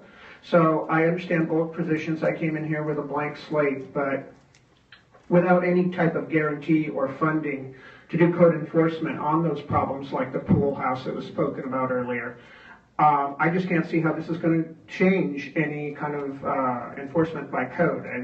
I just don't think you're going to add any more tasks for them to do, and they're certainly not going to be able to do it because they certainly aren't keeping up with what's going on now. I think that in residential zones, I think they got to stay residential. I mean, these commercial businesses need to find their own spot, please. I think that there are places that you can have rental sharing. But I just think that in RS neighborhoods, they've been here before the Airbnb and those type of rentals, and I think we need to keep them that way. Pacific Beach. Okay, first I apologize for having all of you here tonight. It all starts in PV, doesn't it? And then it ends up here. So I also do, like I did at the other meeting, our first meeting on public hearing, I apologize to everyone in the room for the city not doing its job. Thank you. Thank you. Pacific Beach came and suggested the city come up with some type of dialogue and regulations on this 10 years ago. And nothing happened. And so here we are today. And so that means those that have short-term vacation rental parties next door are incurring that damage. And those that have built businesses around short-term vacation rentals are now here tonight trying to support their own businesses. But as you've heard from the start tonight. The code is the code, and I have argued that from the start, that the current code says visitor accommodations are not allowed. The city's not enforcing it. And it's just a great irony that the city treasurer is. The city treasurer has acknowledged short-term vacation rentals, those rentals which are transient occupancy, anything less than 30 days should be taxed. Taxed, right? And I've heard testimony tonight, isn't it great? Now we can open it up and tax a lot of people, and that'll be great for the city. We can tax, make no doubt about it, the current DSD proposal, is absolutely opening up every residential neighborhood to commercial hospitality districts. Every single neighborhood. That's what came out of the DSD, because they have a 2007 memorandum from an attorney that they have to back up. That is outrageous.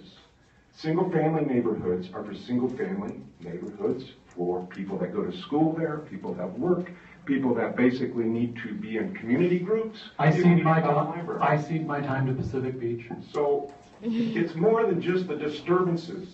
It's more than the disturbances, because there's disturbances. It is what is the character of a residential single-family zone. The guy up here in Bird Rock, there was one guy that has STBR on both sides. Both sides.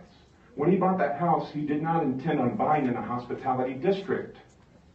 And no matter how much enforcement you have, it will never work. It will never work. And the neighborhood, Mission Beach, an example, and I've been told, well, it wasn't STBRs that made Mission Beach Elementary close 20 years ago or so. It was part of that. It was. Lower occupancy by folks that are residents. Lower occupancy by both long-term tenants and those that own homes send their kids to those schools. I volunteer at the planning group. If I have 2 STBRs on either side of me, I will no longer live there. I won't. I might as well just go live somewhere else. It's not going to happen. And it's just more than that. It's what is the whole character of your single-family neighborhood? Think about it. It is, and I don't need to know my neighbors. I don't need to know anything about them other than they are my neighbors. They are my neighbor. I don't need to even know their first name. I'm not asking to intrude on their privacy. I'm just saying, enforce the zoning code. There are places for visitors, that's in the commercial visitor districts. Or it's 2 districts that allows that type. And we don't have enough hotel rooms, build more hotel rooms then. But don't sacrifice all of our residential neighborhoods so we can accommodate visitors at the sacrifice of us as residents who are losing out. And I don't want to make the call at 1 in the morning. That's not going to solve anything. I still had to get up and make the call at 1 in the morning. And I still don't know who my neighbor is. It is a stranger. Every other week, every other day. And 21 days isn't enough. The Pacific Beach saying I get 30 days. Right. That is what long-term rentals are, 30 days or more. Thank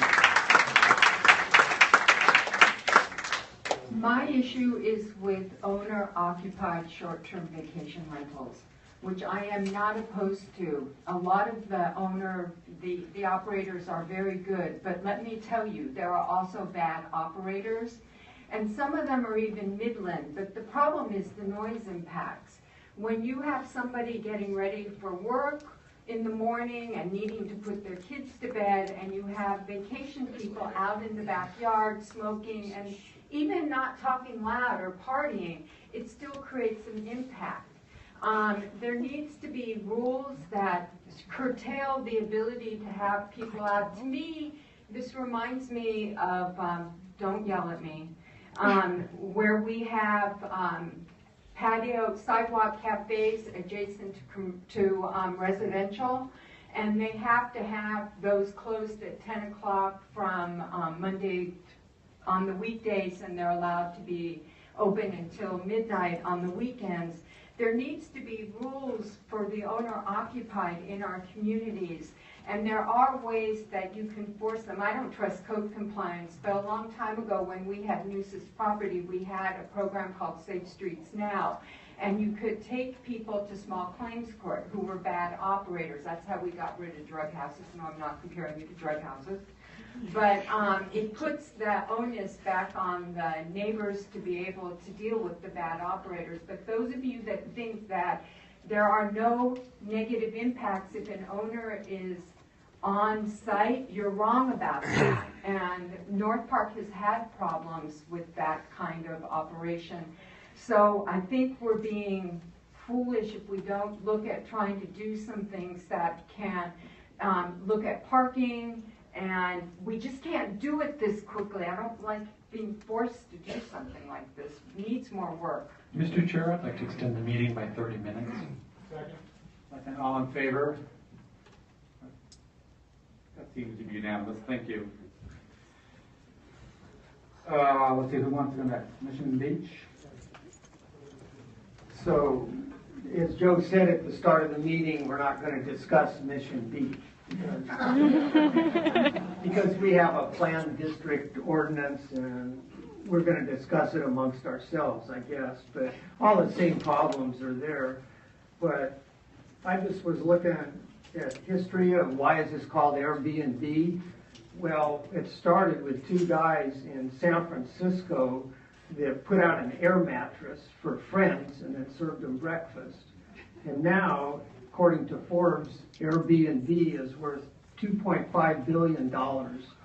So that's increased a lot. And I think it's really what everybody's talking about, where the investors are coming in and seeing all the money to be made in our neighborhoods. And I think that go back to what Airbnb started. If you have an owner-occupied place and a spare room for somebody, I know people that do that, and they just love it, like a lot of the people that spoke. So I'm against having the vacant short-term rentals owned by obscure landlords, but I think we should go back to the Airbnb situation where owner-occupied is okay. Thank you. Golden Hill, Greater Golden Hill. I was talking to a few of my community members about this situation. I live on the slope of Golden Hill, and I kind of made a synopsis of what they said that happens within our community. And there are some Golden Hill residents who let rooms out to foreign students here for a week or so, or up to 6 months.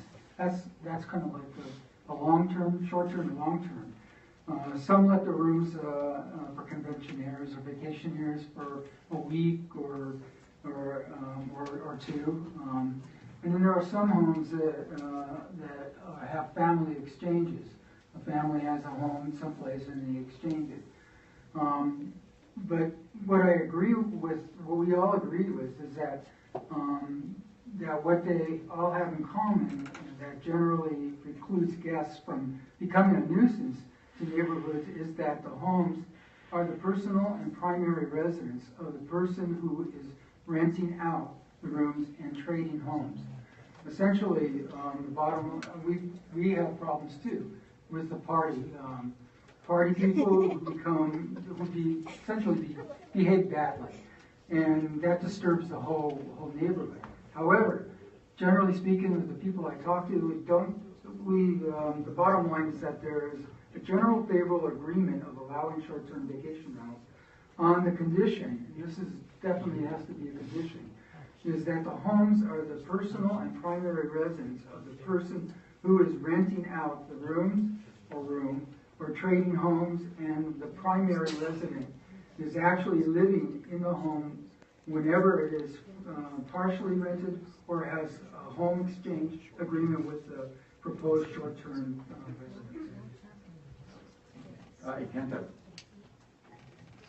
First, I want to apologize for those who didn't get an opportunity to speak. I believe that we're here, we represent the community, and those who would like to share their voice should have that opportunity. But with that being said, I kind of agree with some of the statements here. I think the owner-occupied system is workable.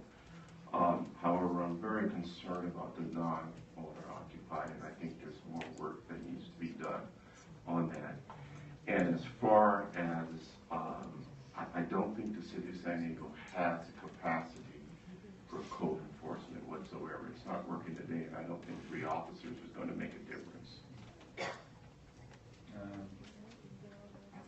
Peninsula?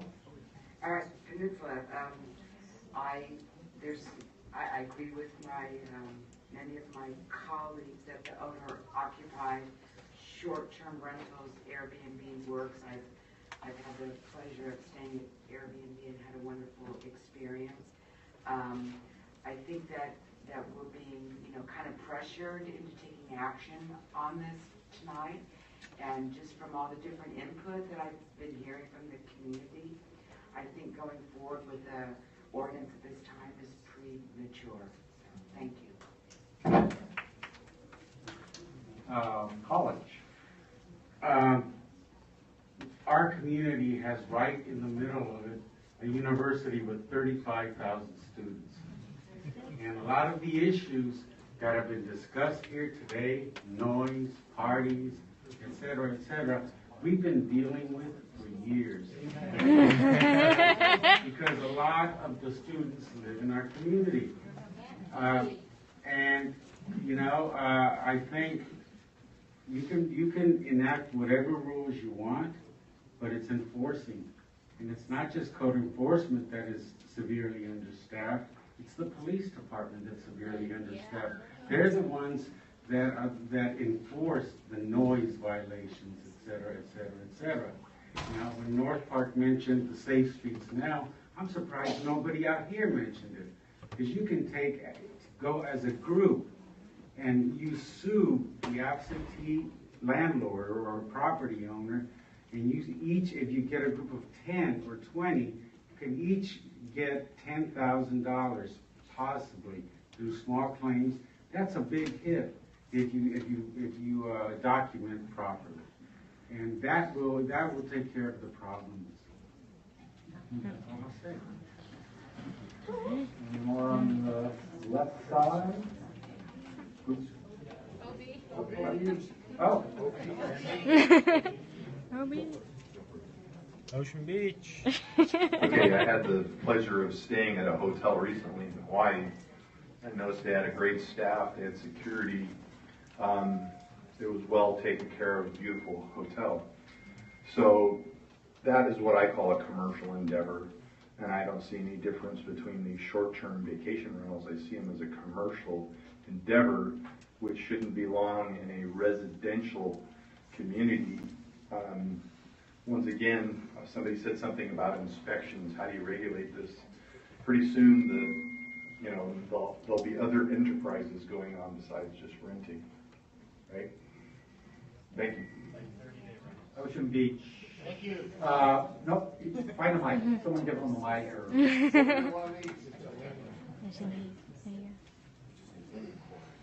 Thank you. Target usual Ocean Beach. Sure. Okay. Thank you very much. Okay, so this significantly affects Ocean Beach, especially because our community is 85% renter, as calculated by the City of San Diego Planning Department. The current framework has no protections to stop Ocean Beach from becoming a 100% rental district.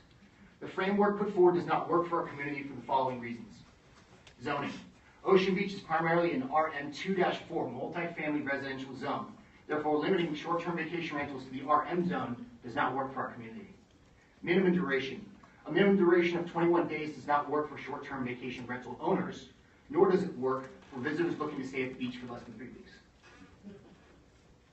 A different approach is needed to properly serve the needs of vacationers, short-term vacation rental and property owners, as well as residents. Regulation of short-term vacation rentals is necessary. Therefore, a permit process is needed to quantify and validate rentals. There should be a cap on the quantity of short-term vacation rentals allowed, and the number of STVRs should be based on a percentage of the census tract, as is similar with ABC permitting. Owners should host or be required to stay in the home for a minimum of half the year. Funding generated from TOT taxes should be directly channeled to enforce the short-term vacation rental program, or the draft framework just does not work. Tonight I stand here on behalf of the OB community, representing OB residents with families who seek strong neighborhoods, as well as law-abiding, TOT-paying property owners who rent out a room, companion unit, or investment property. Both these groups make up the fabric of Ocean Beach, and both are concerned with the loss of community that's created by this exploding number of unregulated short-term vacation rentals. Let's cap the number based on percentage of the census tract, or let's enforce the current code. Thank you. Great, thanks. Anybody else? Pat? Mayor Mesa? Woot woot. One of the beauties of being last, I'm going to suggest propose a make a motion.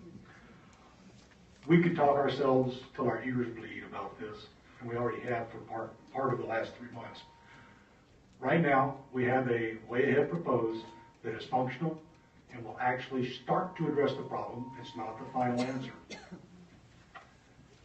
And the feedback is continuing. The motion that I would propose is the Community Planners Committee, all of us, come to an agreement that code enforcement, I'm sorry, not code enforcement, municipal code enforcement is the basis, and the ZAP amendment is the follow-up to make it start to be functional. If we want to address further issues later, they can come up on a case-by-case basis, such as what you brought up about limiting STVRs, things like that. But we have a way ahead right here, right now. So the motion is that the CPC endorses the enforcement of the current municipal code with the addendum of the ZAP amendment. Okay. When you say, I think you mean the Chris K. Pizzo? No, just Lori Zapp. Chris Case is an independent issue. So it just talks about extra money for policemen. That's not the same thing. No. I would accept that as a friendly amendment. So, I'm just trying to make sure I understand. So if you're accepting the Lori Zapp amendments, then you're also endorsing the August 12th? The September 17th. Right, but her September 17th, if I get it right, this is one that was in our materials. Right. So she is amending the August 12th draft. Okay. So if you accept her amendments, then you're accepting the August 12th in its entirety. Concur. Okay, yeah, you're right. So the motion is to accept, his motion is to accept the August 12th draft with the amendments prepared by Councilmember Lori Zapp, with the inclusion of language for code enforcement or better enforcement of the municipal code. Okay. Do I have a second on that? It's like, yeah, you tried. Thank you very much for putting something out there. I will say that to the degree, so a couple of comments on my part. One, I also apologize for those of you who came out. I think the sheer number of you coming out and the flag waving actually had the kind of effect we wanted without being able to articulate. And for those of you who didn't get to speak, as I said at the onset, I knew we were going to bump into this. Nevertheless, I do appreciate you coming out, and I appreciate everybody kind of bearing with this process.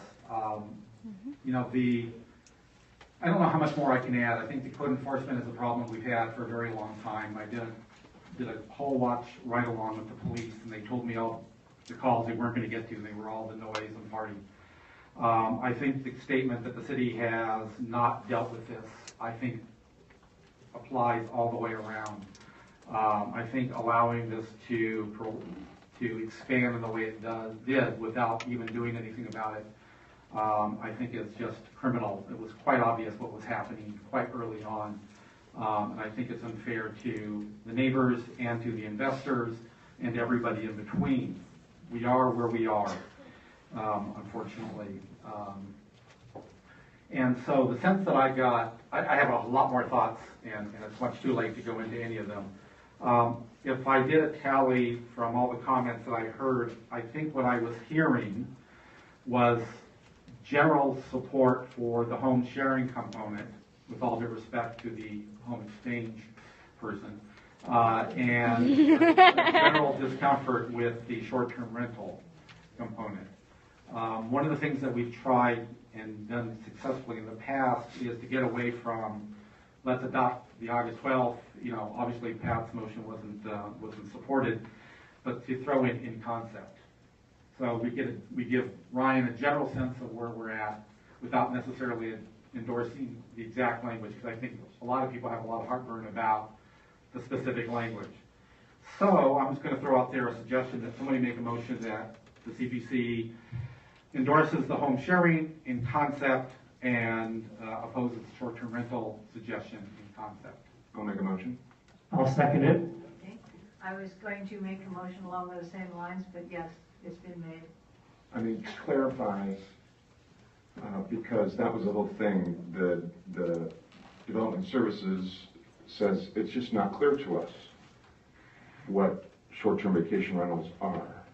So basically, to clarify, I'm suggesting that we limit rentals in single-family zones to nothing less than, say, 29 days or 30 days.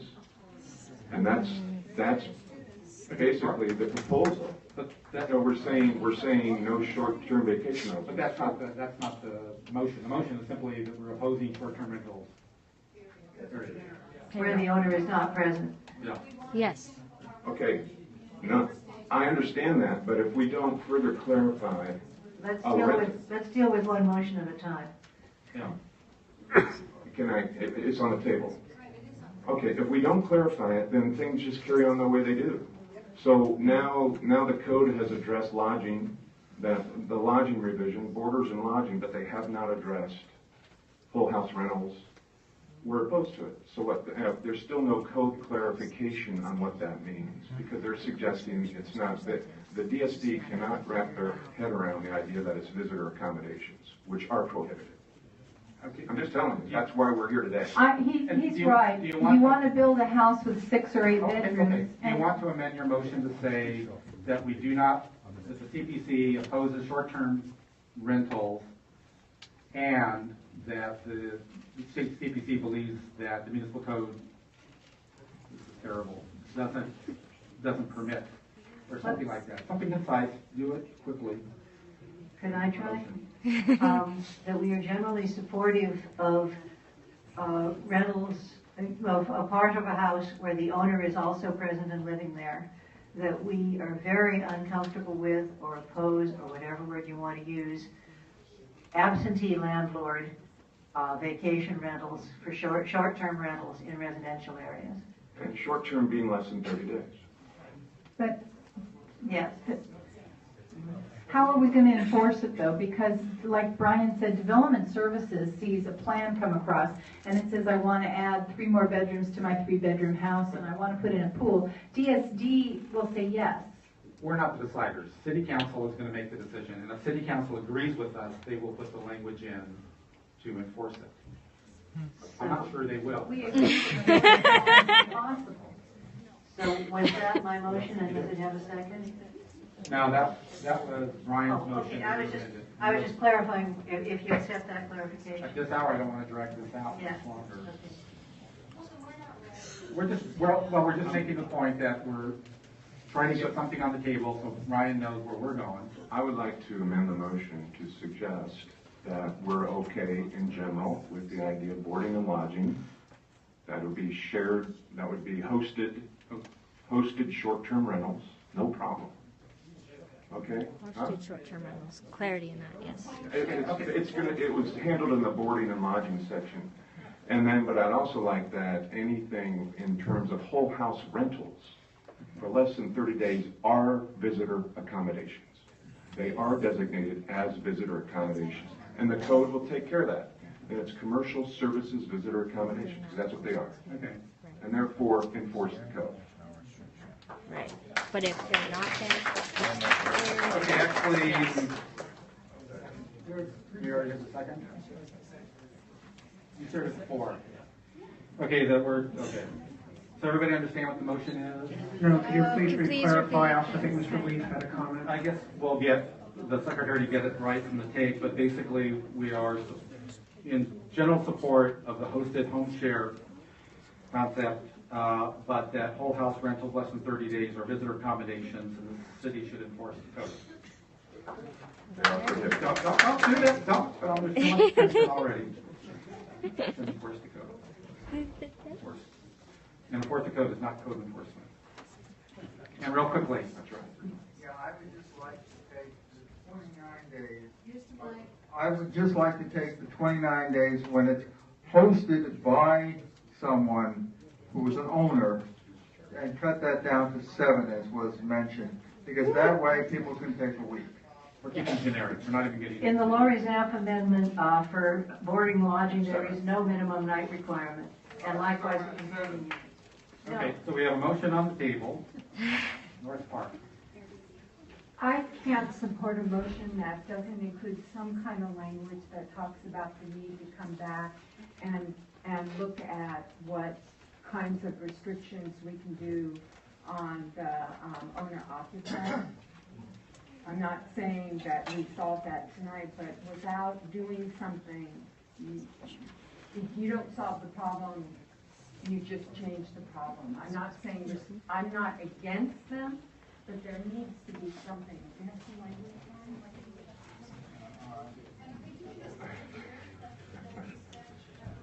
it? No, I mean, we're just doing this in concept. We're just doing this in concept. I would just amend that we're in support of boarding and lodging, provided there is some type of regulation, some type of permitting, and some type of enforcement relative to boarding and lodging, to owner-occupied hosted short-term vacation. I don't think anybody has suggested permitting that, if somebody just wants to rent out a room in their house. Yes, the motion's on in concept, and I think we ought to stay with that, and then you can go fight your individual battle. So North Park may not be supporting that. So no, because then it gets into a whole different ballgame, and I think we just thought we're only saying the concept. I think it sets a bad precedent that people will run with it, and I assure you it doesn't solve the problem without something. Chair, and then you can oppose. So, Chair, where's the voice coming? Here. Normal height. Sorry. I'd like to make a motion to table this. I think everybody's under a lot of pressure. I think it's been a very long hearing. There are a lot of complex issues. It's feeling very rushed and chaotic. And I think that the failure to have everyone speak is a violation of their due process. And I think that we need to do this over the course of 2 hearings. Thank you. So my motion is to adjourn, to table. Mr. Chair, point of clarification, we have a motion on the floor at this point. We cannot take another motion until this is taken care of. Yeah. So the motion's on the floor, and a second. And if you don't like it, then vote no on it. We can get this resolved. So, to the motion, Navajo? Yeah, Joe, I hate to put you on the spot, but we have probably one of the best planners in the city as our staffer. I'd like to hear what Brian has to say about what we're trying to accomplish. Can you give us some suggestions? It's entirely in your hands right now.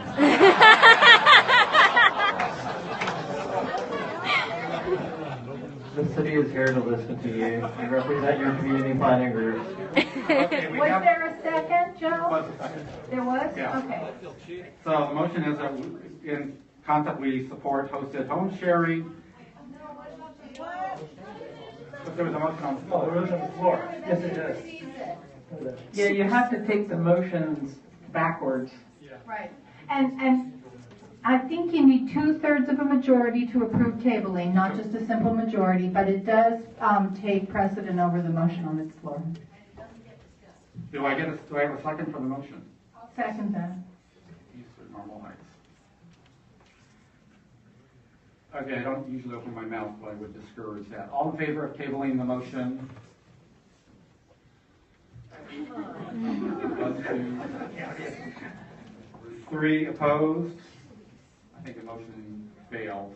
We have to have 2/3. We have to keep going. Okay. Okay, so the motion on the table is we support in concept of hosted home sharing and that the whole house rentals less than 30 days or visitor accommodations, and the city should enforce the code. All in favor of that motion, raise your hand. 1, 2, 3, 4, 5, 6, 7, 8, 9, 10, 11, 12, 13, 14, 15, 16, 17, 18, 19, 20, 21, 22, 23, 24. Opposed? Not as many people. And opposed is College, North Park, Otay Mesa. Of course not. Otay Mesa. 3 abstentions. I think it's just me. La Jolla is abstaining as chair. So that's the motion that will go forward. We'll have North Park change from opposed to abstain. So let's just call it, High Mesa opposed and La Jolla and North Park abstaining. Less than a perfect process.